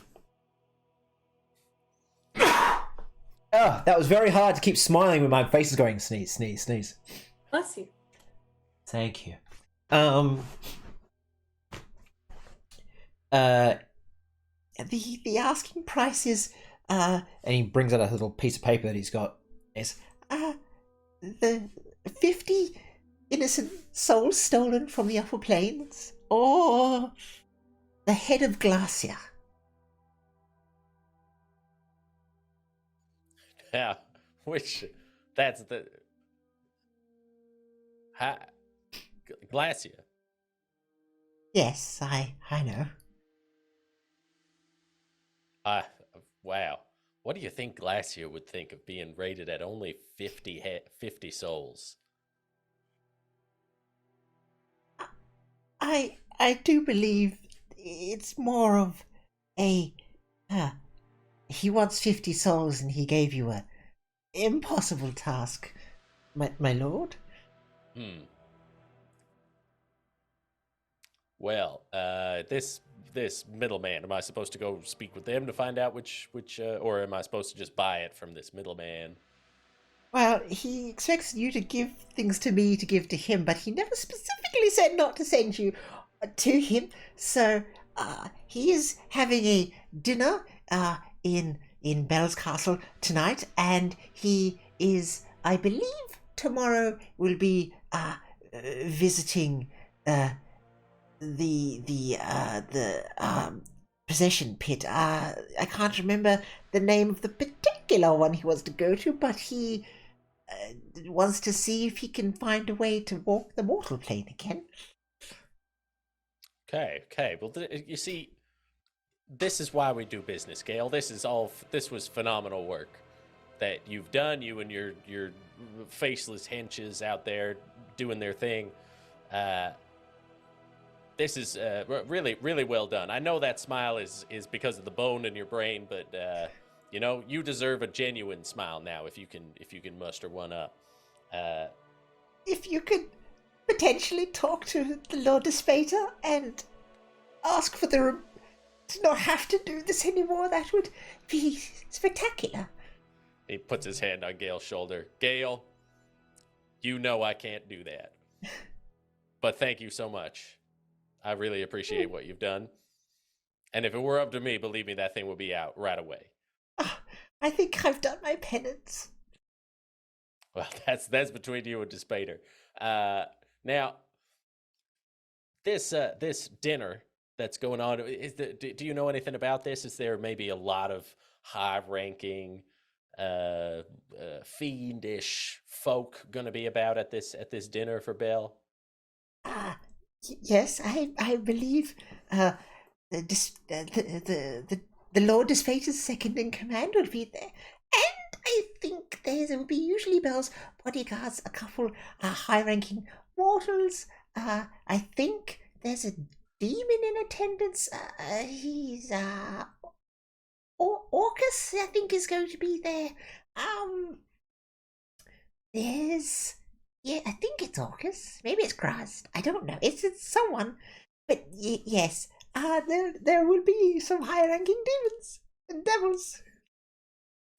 That's wonderful. Again, Gale, fantastic work. I hope that maybe we can buy something from you but again, no guarantees. This is kind of their thing at this point. Yeah. And as you kind of turn around, like their things, you see, well, it's like you've seen before, but on the inside of the door is a sign saying, if Gale isn't smiling, you get your goods for free.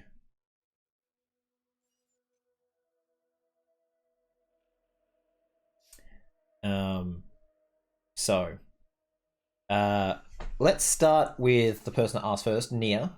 Tell me what you rolled on your D100s. 1 sec. I just need to get to where I wrote them down. First was a 58, and then it was a 51, and then it was an 80. Okay. Sarah? I got 50, 50, and 70. 50, 50, and 70. Okay. Sean? I got 66, 14, and a 54. Wow, the 50s are coming out in force. Alrighty then, let's see what you guys rolled. So, while Gale is like collecting some items and doing a few things, I'll let you folks chat while I look up the exact numbers these equate to. Excuse me, Leafy, kitty cat. I couldn't help notice the little gold shiny thing with the bell on it. Oh yeah, just something some imp dragged out of a pit, I guess. Okay, might be good for little kitty cat. For Nia. Oh, yeah, that's a great idea. Can Tig has? Because Tig want to give us present. Shh. Don't tell us a surprise. Yeah, Tig, we can make that happen. Okay, thank you. God, that's got me thinking. Does that mean some person's cat did something bad enough to end up in hell? Is that how that collar got here? I don't know, but all things can do bad things. It's okay. Ain't that the truth, Tig? Yeah, that's how nature works. When you put it that way, fundamentally, my thesis on naivete and its equation to sin with a cat could be similar. Well, a cat can't know if it's evil. Soon Yes, as they Zora can. starts going off about this naivete links to sin, Nia like buries, like immediately like tries to focus on something else. Like, okay. Also, Tig want to ask, weird man,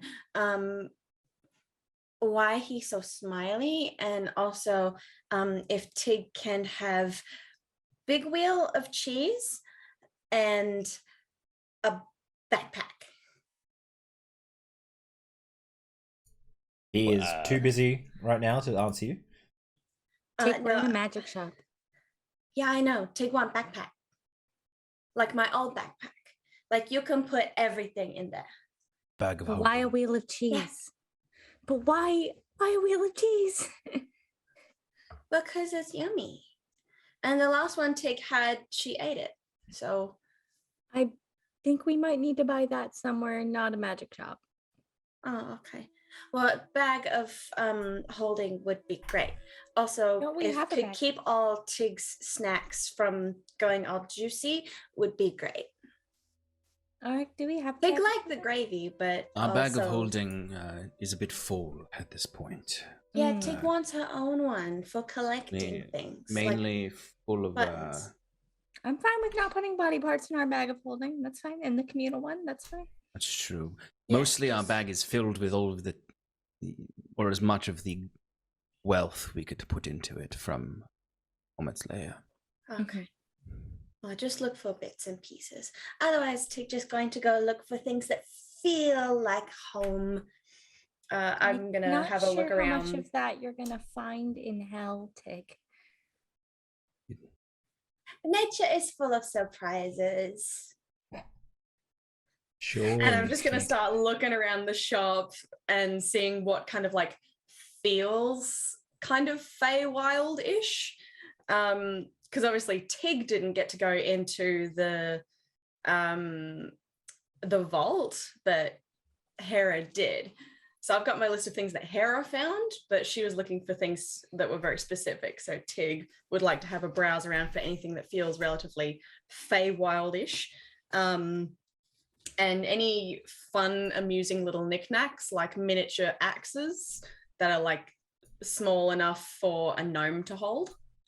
Those sorts of things. Okay, I'm almost done here, so Mia's just, just gonna hold up one Mia's moment. gonna lean over to Auric and just say, "Why do we always find crazy people? I know I'm not really one to talk, but why do we always find crazy people?" Well, in this situation, we are in hell. No, we're in hell. We did not meet her in hell. Oh, well,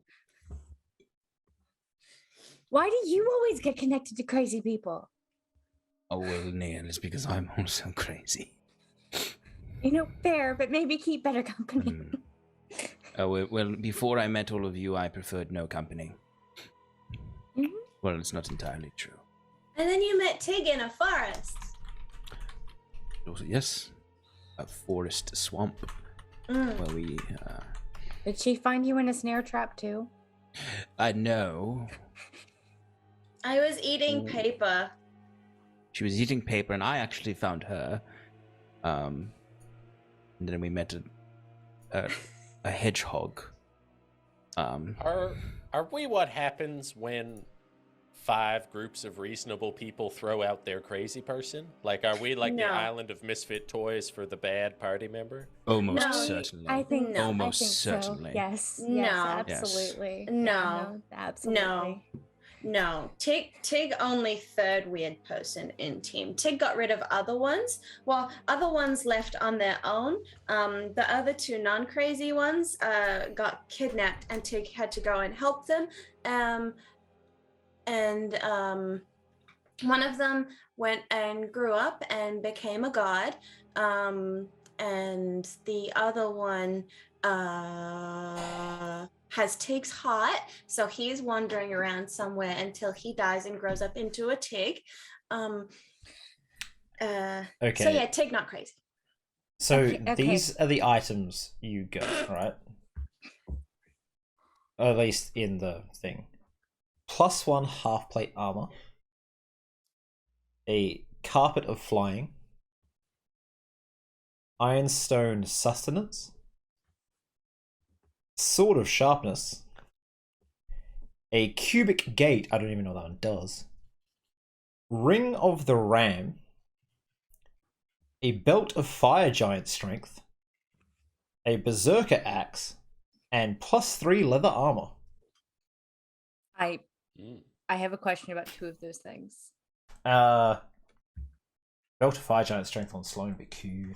Oh no, she doesn't need it anymore. I'll She's do already one. like strength 24. I have a question about 2 Give it to things. Warwick. Yeah, I will have to find the exact costs for all these because that's the next step. But that'll be done later. Suffice to say, it'll be a lot. Tig has a plan. I need a question answered about 2 things. Yep, go for it. First of all, sword of sharpness. What kind of weapon is that? Is that a light weapon? Can it be a finesse weapon, or is it like a longsword? I will say Okay. it is a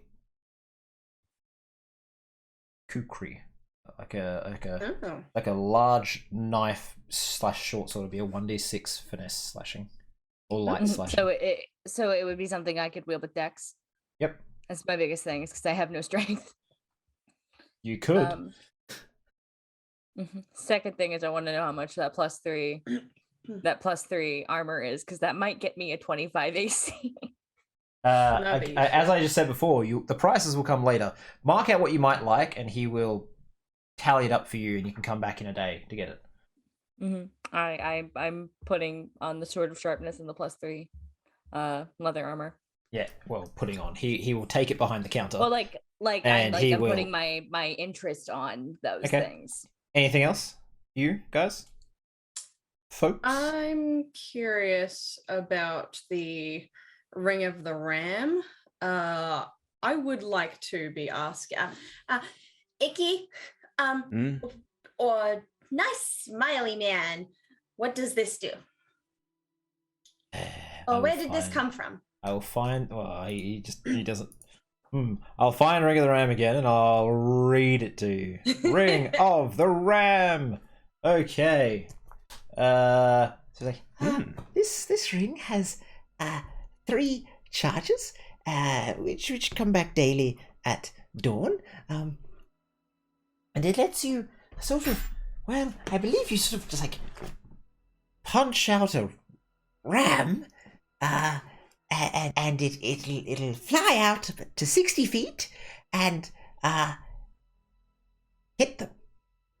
Yes, that sounds about right. Oh.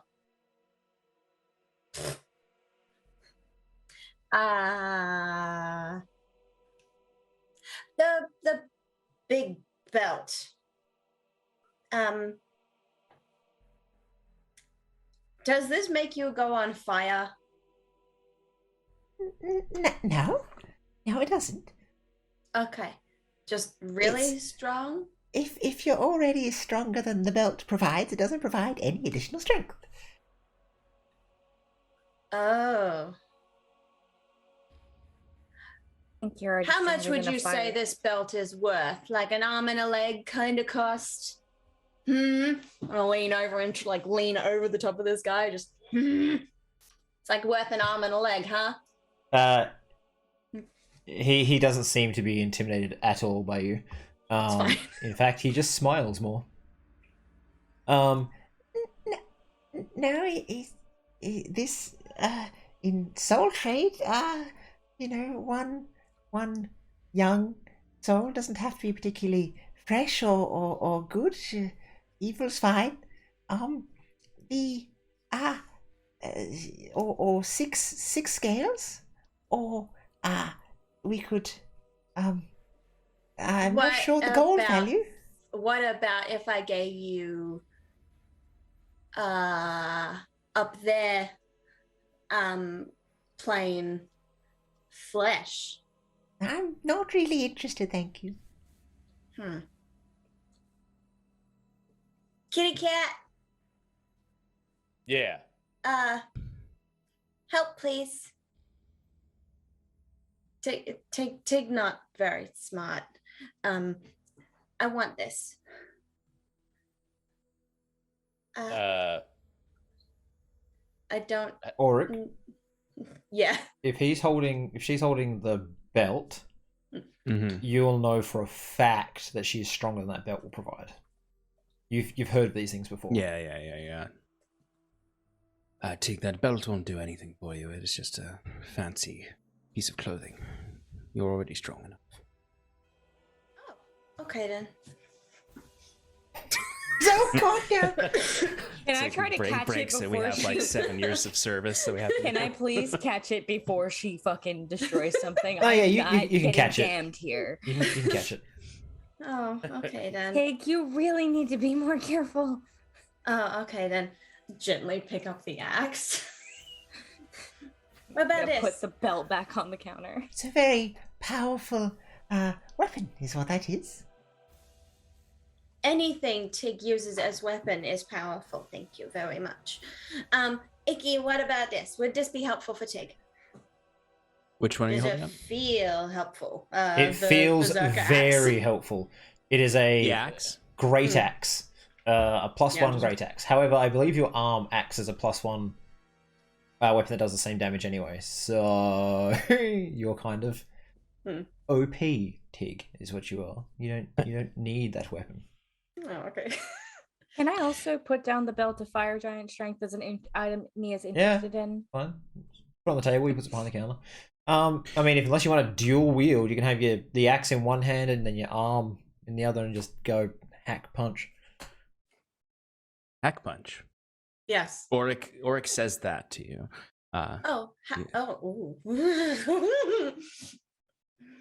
Swinging around the shop. He's like, oh, not here. Okay. No hacking here. I swear to God, I'm this close from casting hold person on Tig. I'm just gonna gently place it onto the table, like smooth. Also, like every single time, like Auric is obsessively analyzing the cubic gate, and I imagine that she's just continuously like interrupting him as he's analyzing this. Like, what this? What about this? It's like, no, you're stronger than that. You're quite powerful, Tig. But again, hack punch if you wish. Yeah. Not here. No, okay, not here. he sees you doing it. He's like, That is a very special item that a powerful mage made quite some time ago.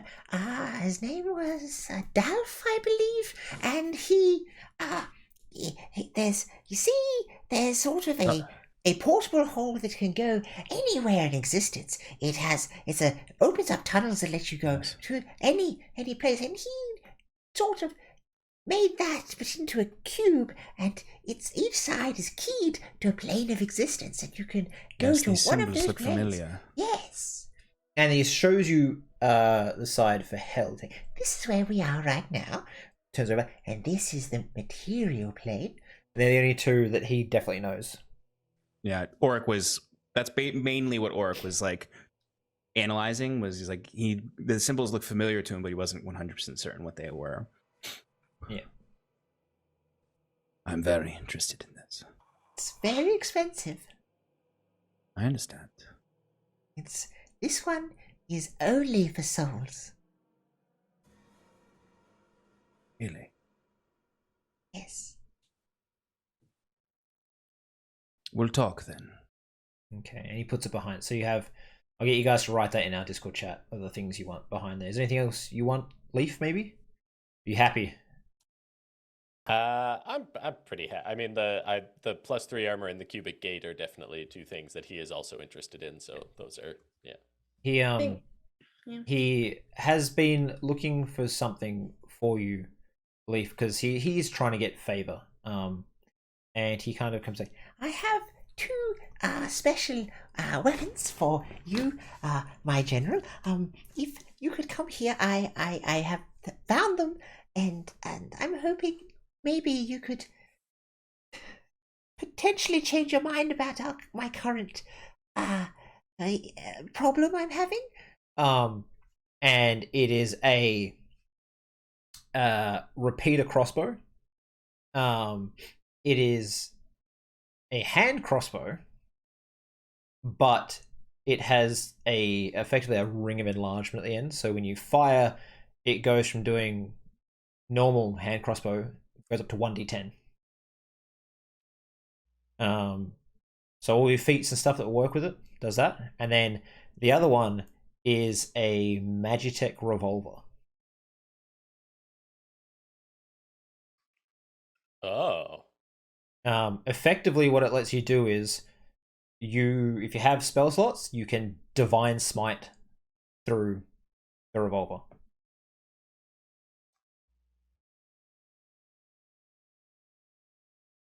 Interesting. I've keyed both of these, so only you can use it. It costs quite a bit to do so.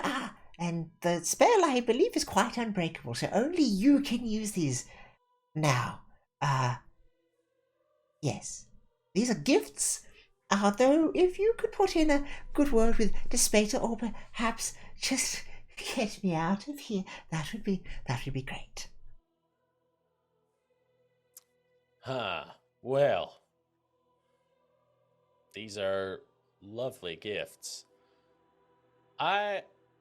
Gale, I will do my very best. You want that out of your head, or you want out? What do you want? Oh, if he wants it out of his head, I want to help. He looks at Tig's like, no, look, out of my head's good. So if you either one's good, but out of my head. Okay. Yes. And cat's hold person on Tig. make a save, Tig. It is a wisdom save. Oh, You have guidance currently, I believe. I do. Guidance expires after 6 seconds. Yeah, guidance doesn't Oh, last okay. that long. Got it. Okay. Wisdom save? Please don't give her guidance on this. I was thinking of Bless, I think. You said It wisdom lasts save? a minute, guidance. Yeah. 16. You failed. It's a DC 18, so you are held in just- place. Oh, well Frozen. done. Okay, And cool. like your finger's like I'm a fine with that. centimeter for those. That's With a my little spongy over a hand, third just- of an inch for those from the US. From her head. From his head. Tig, you need to wait before people say yes before you touch them. think we all just learned something valuable about consent here. Thank you, Shelby. And I'm holding her there until we're done in here. Start drooling, just Tig's hand is like just I can only past hold it up. Leaf's head, like towards. I can only. Yeah, I can you only hold this turn up and for there's a just minute, this so this please, big so like please. wooden arm like right next to your face. Hey, Yeah, I can and he only kinda hold her just, like like, this looks for a at the minute, so arm. hurry.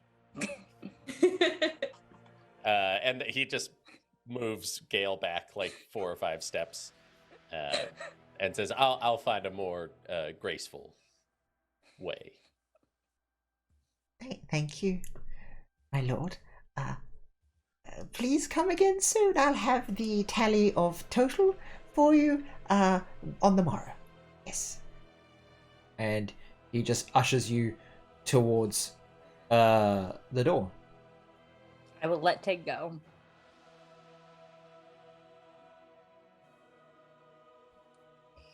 oops. Okay. As soon as the doors close, you Pinch the just wall. hear.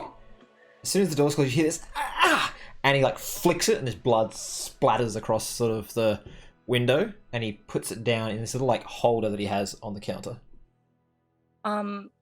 Before we go, like leave the area, just because I want to do a thing. Could Nia cast a quick healing word in his direction? I don't know how much that hurt him, but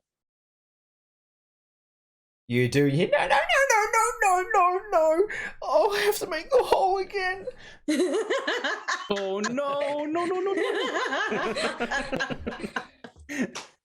well, I tried to make it better. Now, I'll let you decide if it's a good or bad thing to help an evil soul who is paying their rightful punishment in hell. There's some shit to think of for the next little while you're in hell. I'm not going to get into it now. We're going to just continue got a very on. specific stance on that, considering she's been damned. So, All right. So, and you have been. You've got a little thing here, Leaf, saying like a little note came with the weapons about where the pits, the possession pits are, which are places where mortals that come to hell will willingly be possessed and try to fight off the demon. If they succeed, they get something.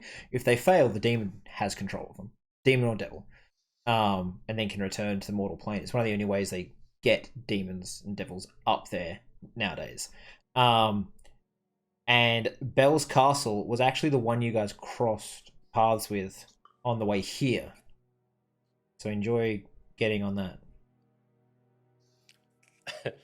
So like Leaf is just like gunslinging the gun now, just like quick drawing it and like doing tricks with it. And the whole time he's just like, Nia, listen, the things down here, you do not want to be helping them, okay? The things that they did, that guy out there, Sebastian, who made us our coffee, he ate his mom. Do you understand that? He doesn't even feel bad. He's been down here thousands and thousands of years, way longer than I've been down here. He doesn't feel an inch of guilt.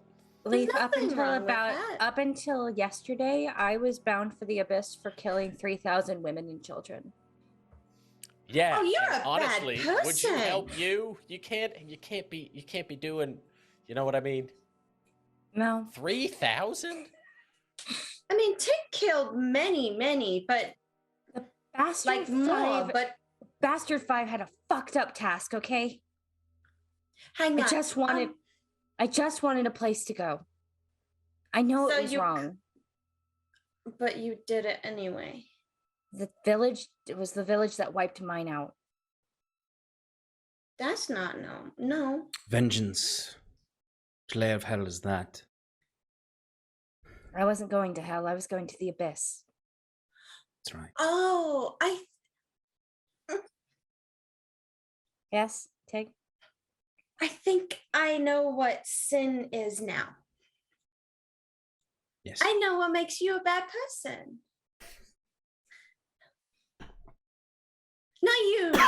Not just you, but all these bad people. I think I know why they're here now. It's because they did a bad thing knowing it was bad. Yes. Yes, that's what Okay. I was trying to tell you earlier. Did Tig just finish your thesis?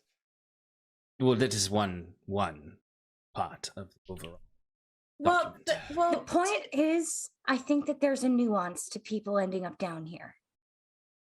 Maybe not the imp that killed his mom, but I don't know what that person did.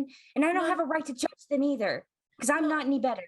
He ate his mom, not kill his mom. That's different. Tig would eat Tig's mom if Tig's mom was not barbecue. But, that's not food now. I understand what you're saying. There is Thank much you. more nuance than Thank perhaps you. those who make these judgments understand. Nia should work here. She's got good brain. I don't want to work there. No? Certainly do not. I specifically made a deal to give my soul a clean slate. So, yeah, no, I don't want to be here. Okay. So you have some fancy new things. You have some magic items being held aside for you. And you have missions. And also, I guess you have an idea of where this middleman will be, plus where Bell's castle is. So, where would you like to go next? I have a very quick question just about about something down here.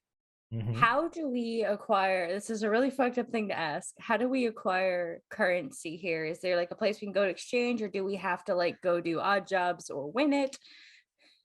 That's a good point, actually.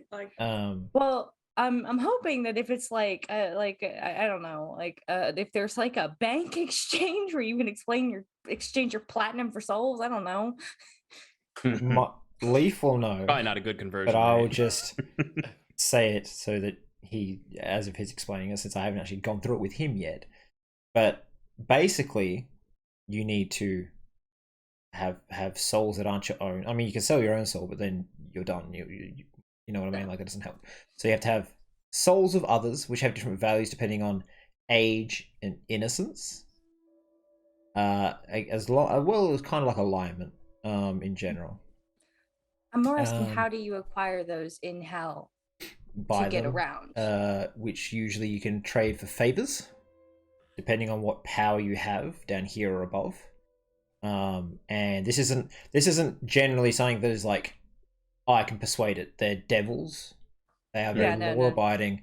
So if they're like, this will cost, 5,000 gold to this person up above, because I want them to fund a kingdom that is going to massacre these people to create a ritual. And you're like, okay, I know I am funding the murder of thousands and thousands of people with this gold, but I have one baby soul. Okay. Orc is currently in possession of 500 souls.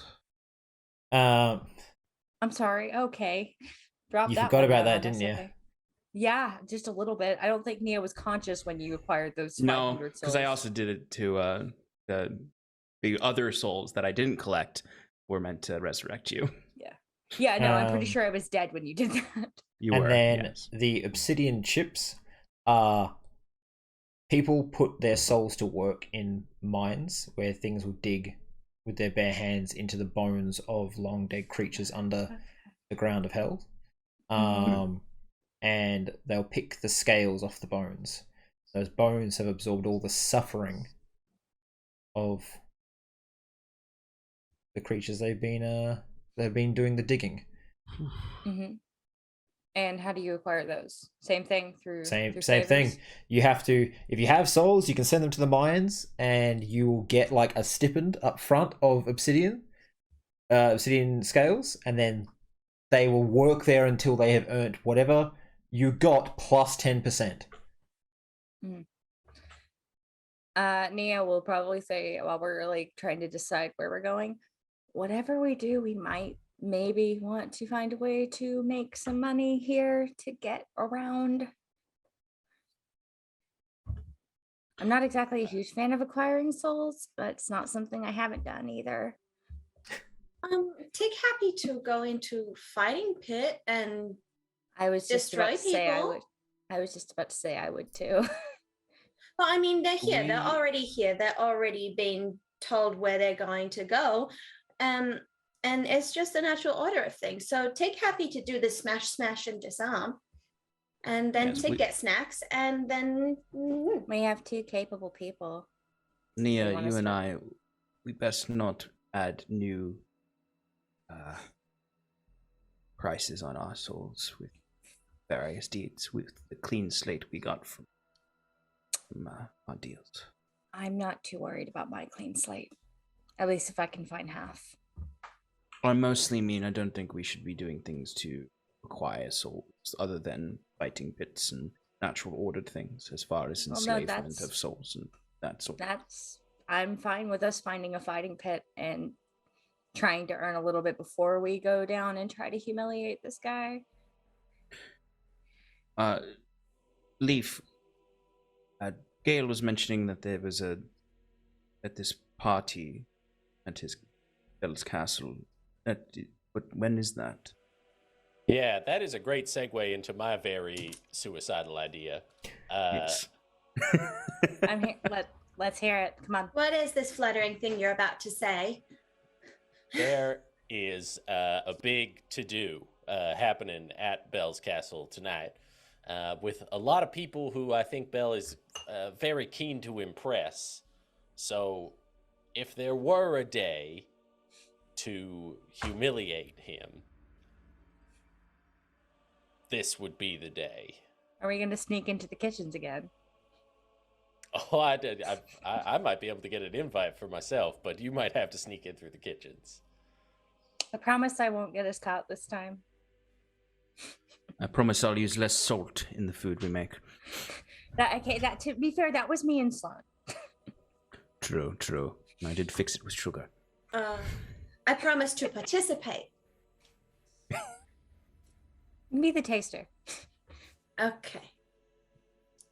So We're certainly more actually, capable now than we were then. Leaf, I have a question. If you were given an invite, would something like entertainment being brought with you be seen as something they might like? that sounds like something that we could do. What if you brought me and Tig to fight each other? We could stage a fight while, well, just hear me out. We could stage a fight. It doesn't have to be real fight, no real play.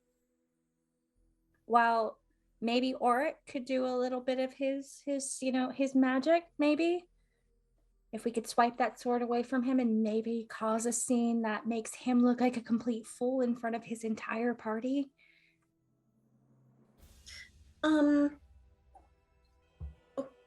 Yeah. Or Leif, so man, we go to Humblegate. We what is it that he values? Bell? Well, I can tell you what he's mighty upset about, and that is losing his prior domain. He got a big downgrade. I'd say that's probably still a fresh wound. And why did he get downgrade? He lost a pretty big fight. We're down here, we've all been fighting with demons. It's a whole thing. The Blood War. You've been here before for some reason, so have you heard of the Blood War? Yeah. Yeah. So that whole thing, he lost a big fight, and got stripped of his. So not strong enough. Not strong enough, exactly. Okay. Devils don't really like cold, do they? At least not him.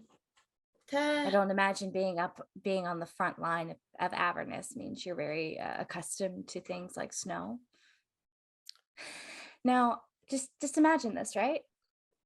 This dinner party's going on. We managed to take the sword off of him, and what if suddenly, right as he's giving his, I'm assuming some sort of toast for whatever this event is, a mass of snowballs comes in and just starts bombarding him right in front of his entire court and all of his guests that he's trying to impress. Did you go from I killed 3,000 people to snowball fight? What is? I mean, I guess that would be kind of embarrassing. I have a mansion just full saying of it's a demons we could release upon the party. I mean, you have a what and why? I made some critical errors when I had no soul. Oh, Now, see, this is the level we need to get to. You see what I mean? hang Right on, now, so- if I open the door to my magic mansion, there is a horde of demons within. I'm just a little concerned about a wave of demons coming in past the front line of the blood war and what that might It's do. very to embarrassing for a help. frontline general. Yes, That's- but I'm also thinking of far-reaching ramifications too. Oh, well, it's Throwing not a some- full horde. It's more of a Small horde. legion. It is a horde. It is a horde. Okay, so we can Just throwing ideas out there. wait. No. Wait, this could fit then. If we brought me, leave, and taken as a distraction, and Auric then was able to sneakily open your mansion and just let these hordes of demons in. If we had a way to quickly get out, we couldn't even be implicated. No, we can. Probably. Well, I mean, who the fuck cares? He's been completely embarrassed because demons have snuck past his front line. It's also embarrassing for him to have suffered from the hands of mortals in such a way. Well, Mhm. what is our job? Is to just embarrass, or Primary objective is acquire the sword. Okay. And secondary is to humiliate if possible. Yes. Okay. So focus less on humiliate and more on Well, the big sword. The idea is still a distraction to get hold of the sword. I'm just saying afterwards so that we can get an escape. If we opened up to Auric's mansion and let these demons through, that would give us a chance to get out without making a scene. They'd be dealing with that first because that's a way bigger threat than us. How heavy is sword? I wonder. I'm sure it's quite heavy. Leaf, you also know that the blood war is over. Or at least Yeah. gone cold. Because the demons and devils are working together to take out the horsemen. And how Is that do more I dirty? have any idea how strong Belle is?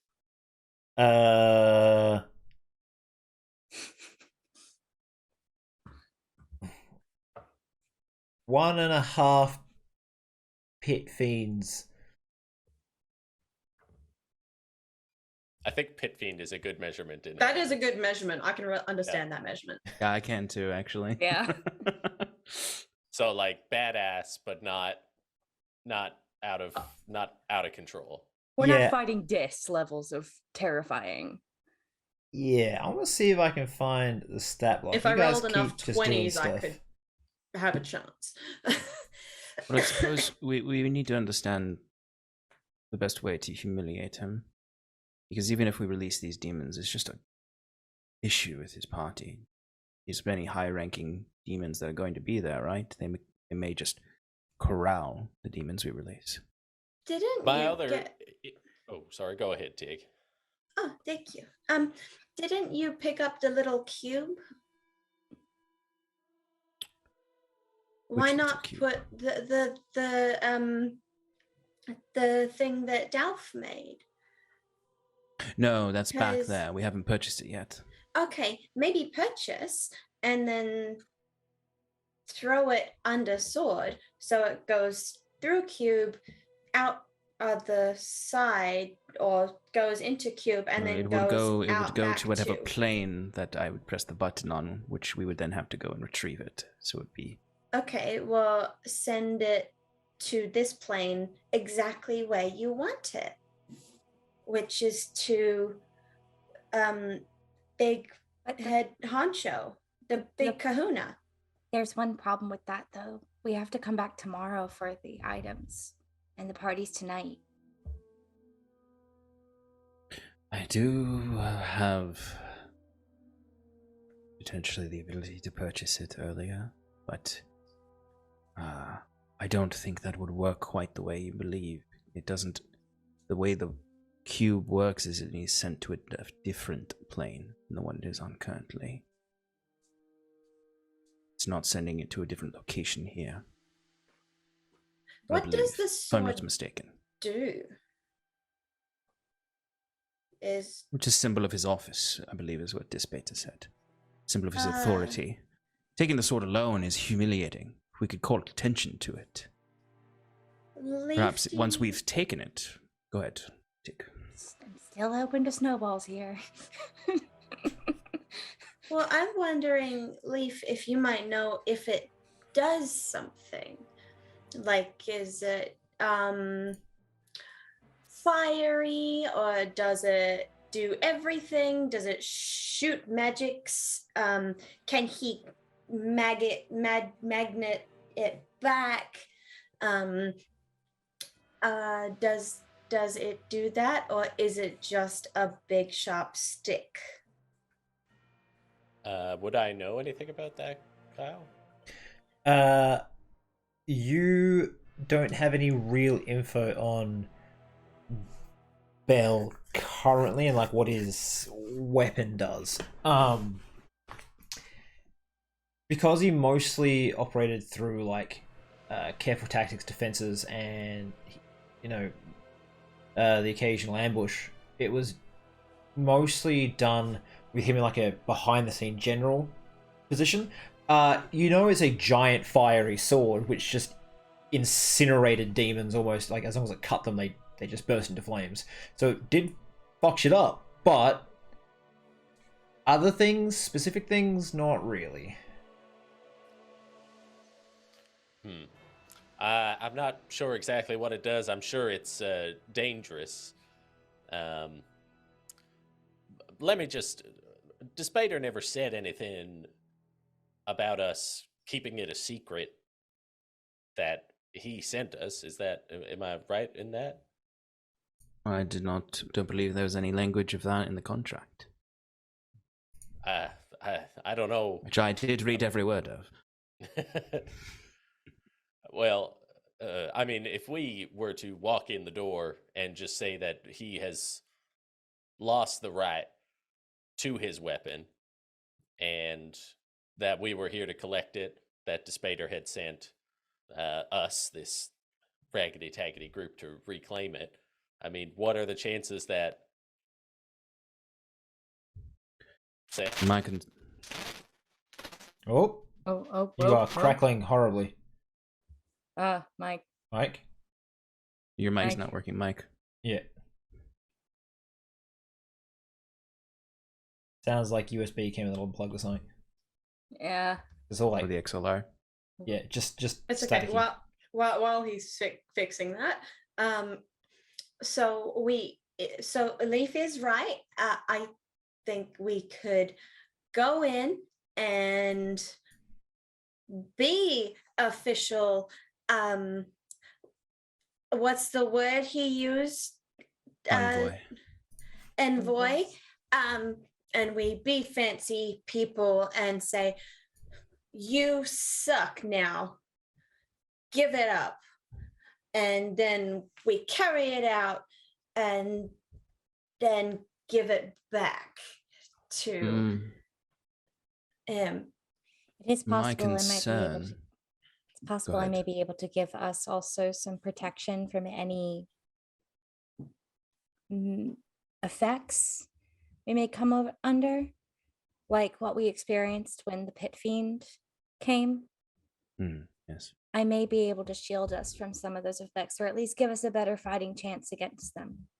Probably a good idea. I'm also concerned, though, given the nature of this military tactician, that upon requesting this sword, he would just kill us. But we are the envoy of Despater, so I don't think he'd want to upset Despater. Unless he doesn't believe Despater is an authority over him. We could ask Leaf, maybe. Look at Leaf to see if his voice box is fixed. Yep. Is it back? Can you hear me? It's back, it's back. Yeah. Okay, all right. We did it. We killed time. Sorry, he had a hairball.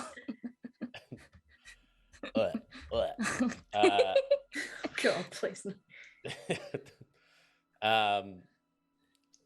I mean, he would know that he is beneath Despater, whether or not he respects that. Mm-hmm. That's another thing. Do you believe he would respect the authoritative request? I think he'd kill us or try. Okay. Yes. Well, would we get in trouble if we fought back? How embarrassing for this general do you think it would be to try to resist his sword being taken and then having it beaten out of his hands by 3 mortals and I suppose the right hand of Despater? I think that is the humiliation. Doing that in front of someone like Orcus, I think that would be.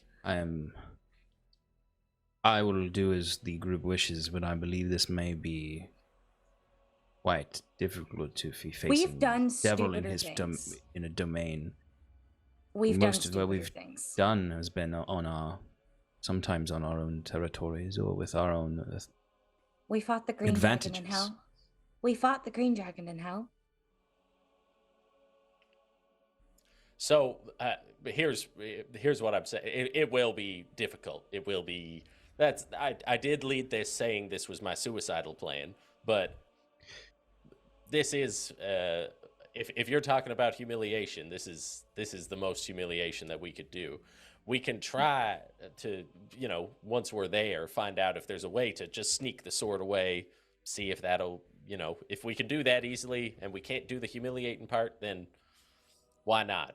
Well, it would be an addendum to this plan, or something in addition to it. Because I do think this is a valuable option, although I'd rather not fight a demon lord, a devil lord. Leaf is going as a guest. If we are able to steal the sword, and Leaf, using his silver tongue, were to spend the dinner giving gracious compliment to Bell and his legendary weapon, and then demand to see it, and he has it out of his possession, that could also be humiliating to the lords at his court. I mean, his great weapon that is legendary myth, slaughtered demons, the allies of his guests, stolen from him under his nose. And hey, if he finds us, well, plan B, I guess, is the suicidal. We beat the shit out of him and take it by force. If he finds us, we must challenge him, though. These are devils. We must state the rules of combat. Otherwise, he has countless guards in that facility. I'm happy to. He is a strategist. If we're going to beat him, we're better off head on than if he has some way to maneuver around us with others. Okay. Is this the plan you agreed on? Which one? Attempt to steal and embarrass him. Yeah. If that fails, we just go at him. Okay. Yeah. Because There's I have a an lot of people to idea sneak it past. the next session, and I'm going to say it here live, and that way you guys can choose over the next few days what you want to do. Either next session, normal session, right? You do all your planning, get everything lined up, you go do it. Or we run it a little bit like Blades in the Dark, where you just...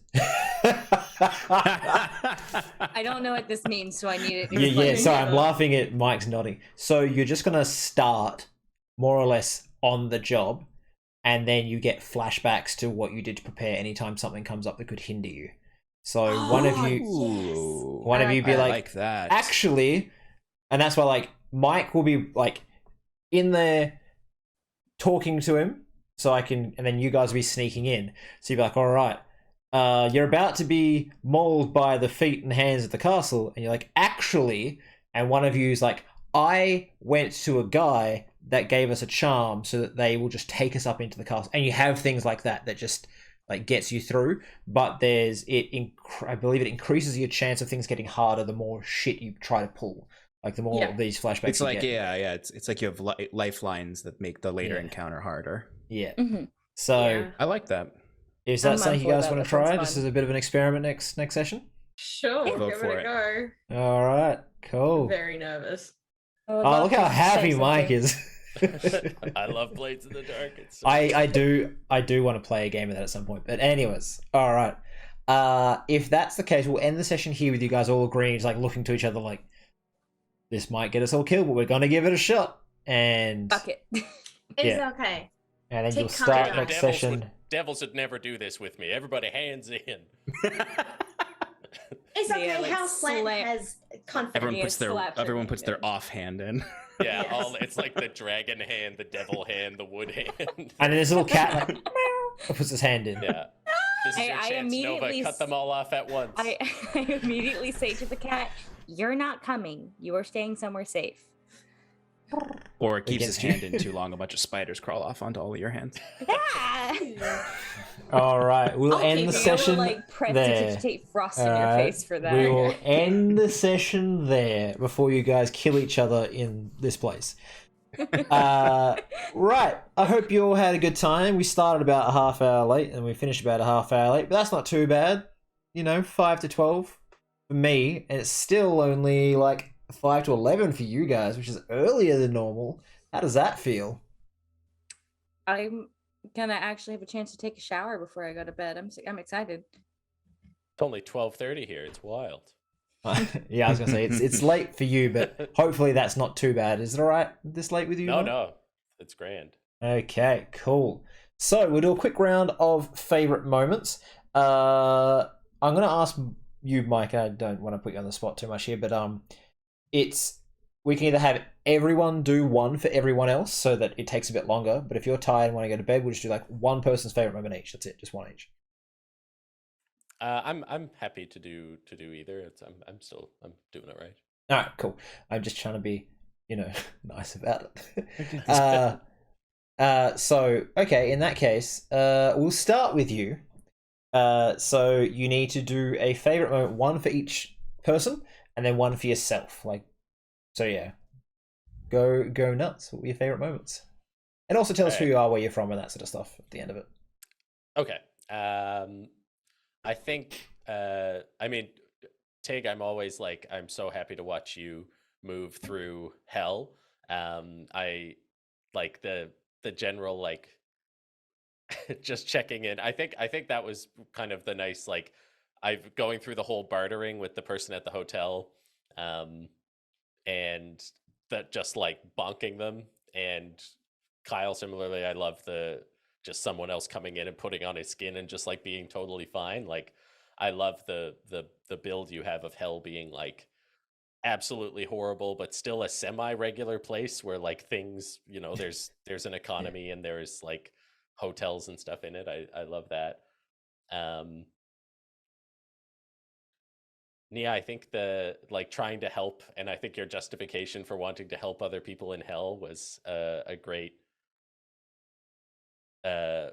moment. Definitely very shocking for me and for Leave, the killing 3,000 people. But Yeah, the last time you saw her, she was like a sweet little girl, and now she's not.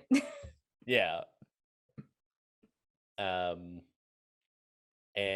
Auric, I think the old times moment of the two of us, just me being lulled to sleep by your thesis talk was probably right at the top for me. I really enjoyed that planning session that we just did. I felt like that was a very enjoyable, in character, fun planning sesh. As a person who normally hates plans, that was really fun. And yeah, I'm Mike Friday. I'm the DM over at Wonders and Blunders. You should come check us out. Season 1 is all out at wherever you get your podcasts, and Season 2 it'll come out. Okay. I'm gonna move across on my Discord call and go to Sean. Hi, everybody. So favorite parts for everyone. For Mike, my favorite part was, I generally love just Leaf's navigation of hell in general, and the opportunities you're having to improv things for that is really fun to watch. Specifically for tonight, I would say the just really running with Sebastian as an NPC and just being that guy. I've known him for years, thousands of years. He's terrible. He's the worst. We don't want to help Sebastian. I thought that was really, really well done. And just generally, that's like that attitude you have towards the environment with Leaf, where you are playing really, I very much believe Leaf has spent thousands of years here, with the way that you're acting that out. For Nia, I really enjoyed the Nia being thrust into this and her reactions to that. But then also, like, you know, I think it's really fun to see your brother and then you, and it's just your brother is, because Nia has for a lot of the campaign been a fish out of water until she was with the Five, and now it's like Nia kind of is used to being a fish out of water, so her recovery time is much quicker, versus her brother, who is like Nia from season 1, and Neither of these people were taught how to manage their emotions, as you can tell. Yeah, exactly from their very cold father. But specifically, I liked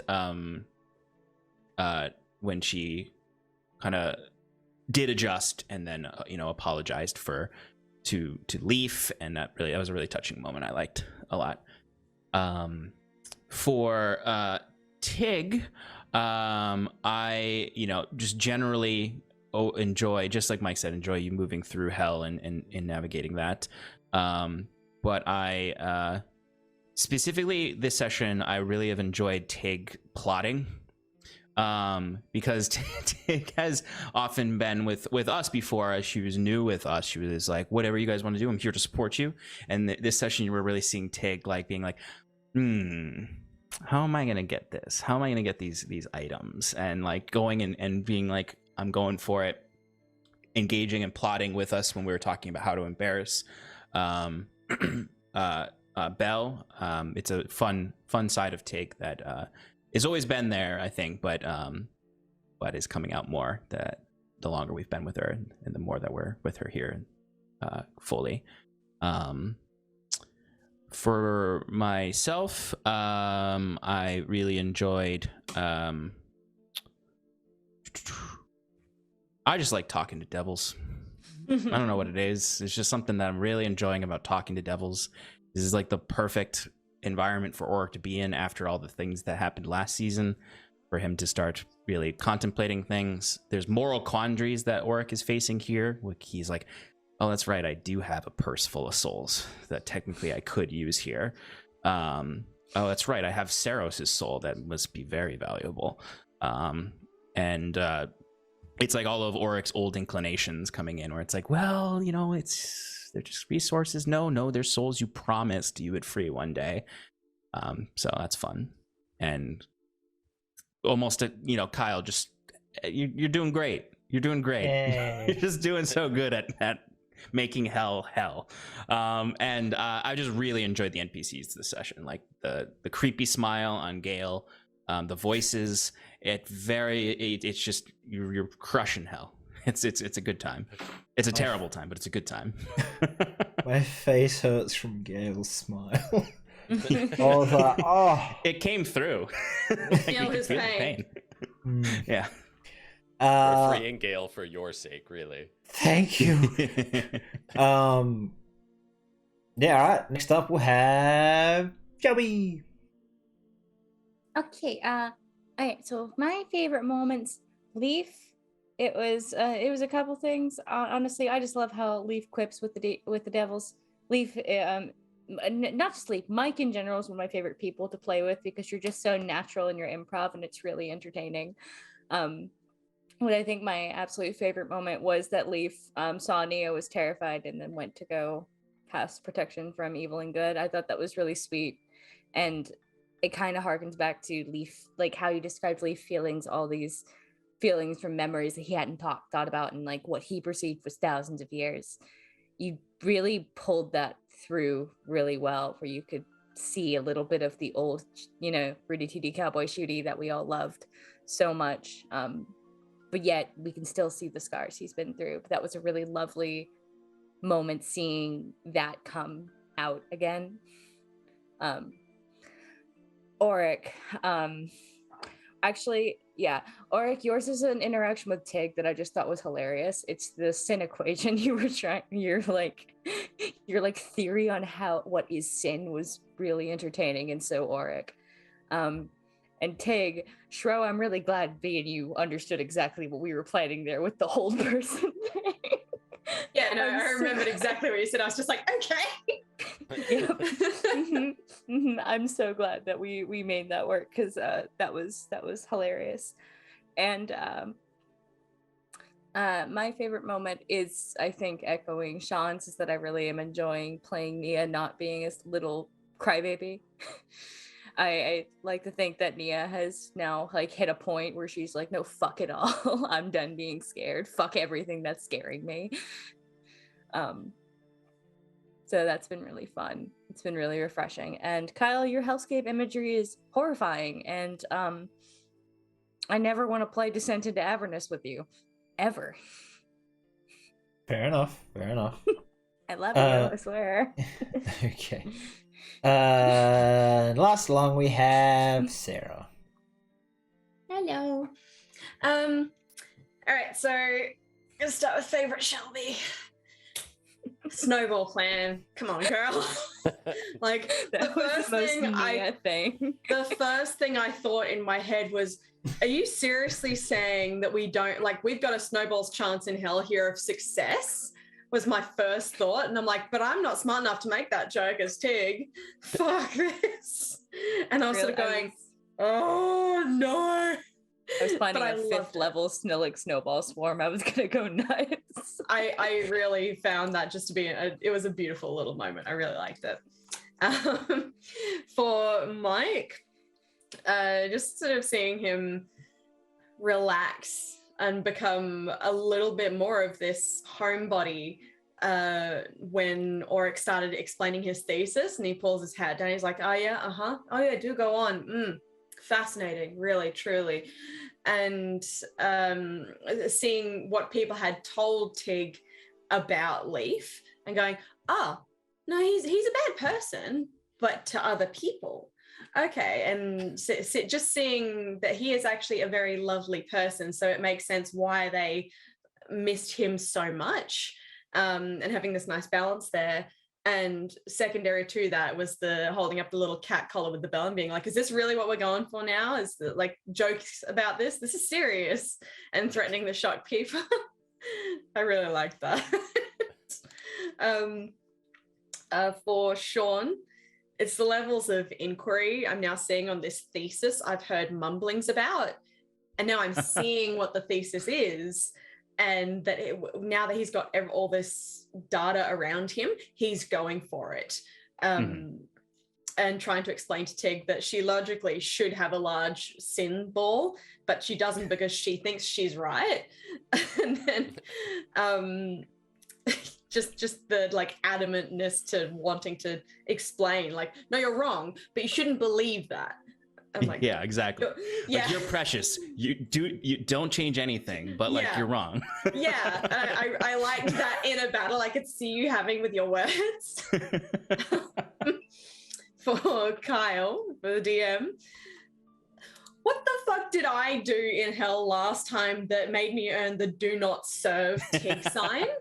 I want someone to ask when we go back and get our things. I want someone to ask, because even I don't remember what I did. And I remember that there's something that I've done, but I don't know what I've done that's so bad that I'm now banned from this shop. I don't remember. And my favorite self moment is probably trying to explain to Auric that my sins are not sins and that his logic is flawed. I'm like, no, it's not, I'm not wrong here. I did the right thing, and I'm not taking food away from someone else, because that's the law of nature here. And if anything, hell is far more law abiding. So I have no qualms with this place. Everything has an order, and here is very much following that order. So I'm just like, I've done nothing wrong here. So yeah, I very much just enjoyed all of that. That's me. And you can find me here now, same time next week, basically. That's me. Does Shelby and Sean want to do their quick hey, I'm from here because I didn't do that in yours? I completely forgot. Sorry. Sean, you go first. I'm from Paradise Productions. It's a great place. Go check it out. Paradise Prod on Twitch. Paradise Prod on Twitter. Paradise Prod on Twitch. Paradise Pro on Twitter. We will now never find you. Thank you.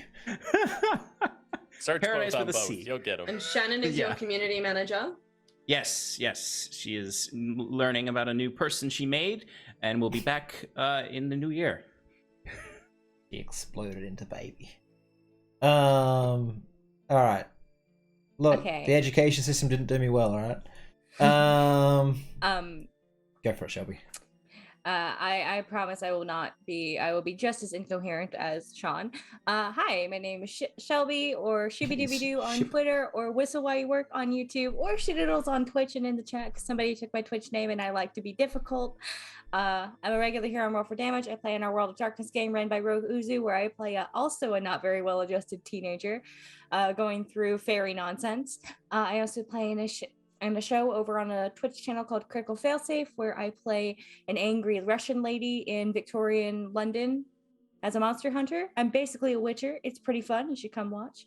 And yeah. Okay. I'm also art tech and an artist. Sorry. Yes. Forgot that. All right. So, favorite moments. You guys kind of covered a lot of the good stuff. I did like your sort of not sure how to deal with where you are right now, Shelby. Like when you woke up and you're like, all right, where is this? What is this? There's a cat. Oh, Leaf is back. What is going on? And you kind of was, bewildered, I guess. I'm trying to think of the right word, but yeah. Confused. I found it, yes, confused. Thank you. Yes, I was a bit, I enjoyed that. I enjoyed Tig pretty much picking up like half the things in the magic shop and being like, this could be good, or this could be good, or not knowing how any of them worked, but just being like, yes, a weapon. Like there's so many weapons you could pick from, but it's like, yes, this one's in a shop, obviously it's good, and a belt, and it says fire giant. Is this gonna set me on fire? Like just not knowing what things did, but being like, it's obviously good, I'll take them all. Yeah, and because I obviously enjoyed the whole like, I eat dead things because they're already dead and they're just going to go to waste, so I might as well eat them. And then everyone's like, that's evil. You're like, no, it's not. It's fine. It is. So, yeah, that was great. Sean, yes, your theses have been very entertaining. It's kind of been the entirety of this episode has been seen, it seems to have been seen by you through the lens of someone trying to learn more about the hows, whys, and wheres of souls, life, death, mortal forms to soul, how it's all working. And I've been enjoying seeing that from you. It's giving your character this very unique viewpoint where he's almost less interested in the important thing of we need to get out of hell and save the world, more like, but what is life and what is death and what is a soul? Which has been entertaining. Mike, you're just a treasure. It's been so good having you back, and as someone else said, because it's one of my favorite things, is people asking Leaf for help. He's just like, I can't do that, but you're great, just real swell. It's pretty much like, please, important person, can you help me? No, you're a piece of shit, but you've been helpful, so good job, buddy. Pats on the head and leaves. And they're like, please, I've been tortured for thousands of years. Can you make it stop? And it's been really interesting just seeing you interact with Sebastian and Gale and all that. It's been, really, really good.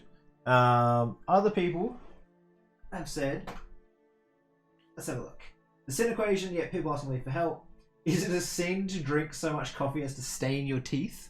Tig was just so adorable through their actions. I just love how everyone has got one weird hand. I pointed this out yesterday because I was giving references for all of our character artwork, and I just realized all of us have a weird right arm. Just all of us. It's all our right arm. I don't know why it's all the right arm. It's okay. It's okay. We had some injuries, but we're all right now. Yeah. Shut up, Me, Sarah. Oric.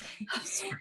I'm so sorry. I'll leave now. I'm sorry. Me, It's a Oric, terrible and joke. Sean all like had our arms ripped off at some point. So Did you not get that immediately, Sean? And then when I told her to shut up, you're like, oh no. Yep. Sorry. All right. I'm sorry. Anyways, let's find someone.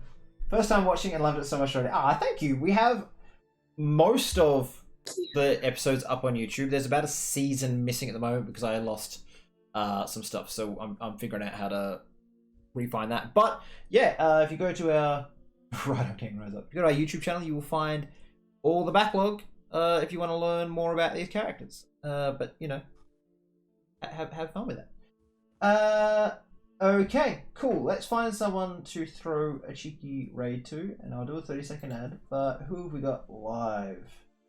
Waffles Maple Syrup is live. Yep, that's the one we're oh, going for let's then. make waffles. Waffles, why can't I find you? Waffles Maple Syrup. Alright. Alright, I'm going to start this raid. The 30-second ad. Don't go anywhere. It really helps the channel. Thank you very much. And give all your love to Waffles. Alright. So bye, guys. Bye. Bye. Mwah. See you next week, everybody.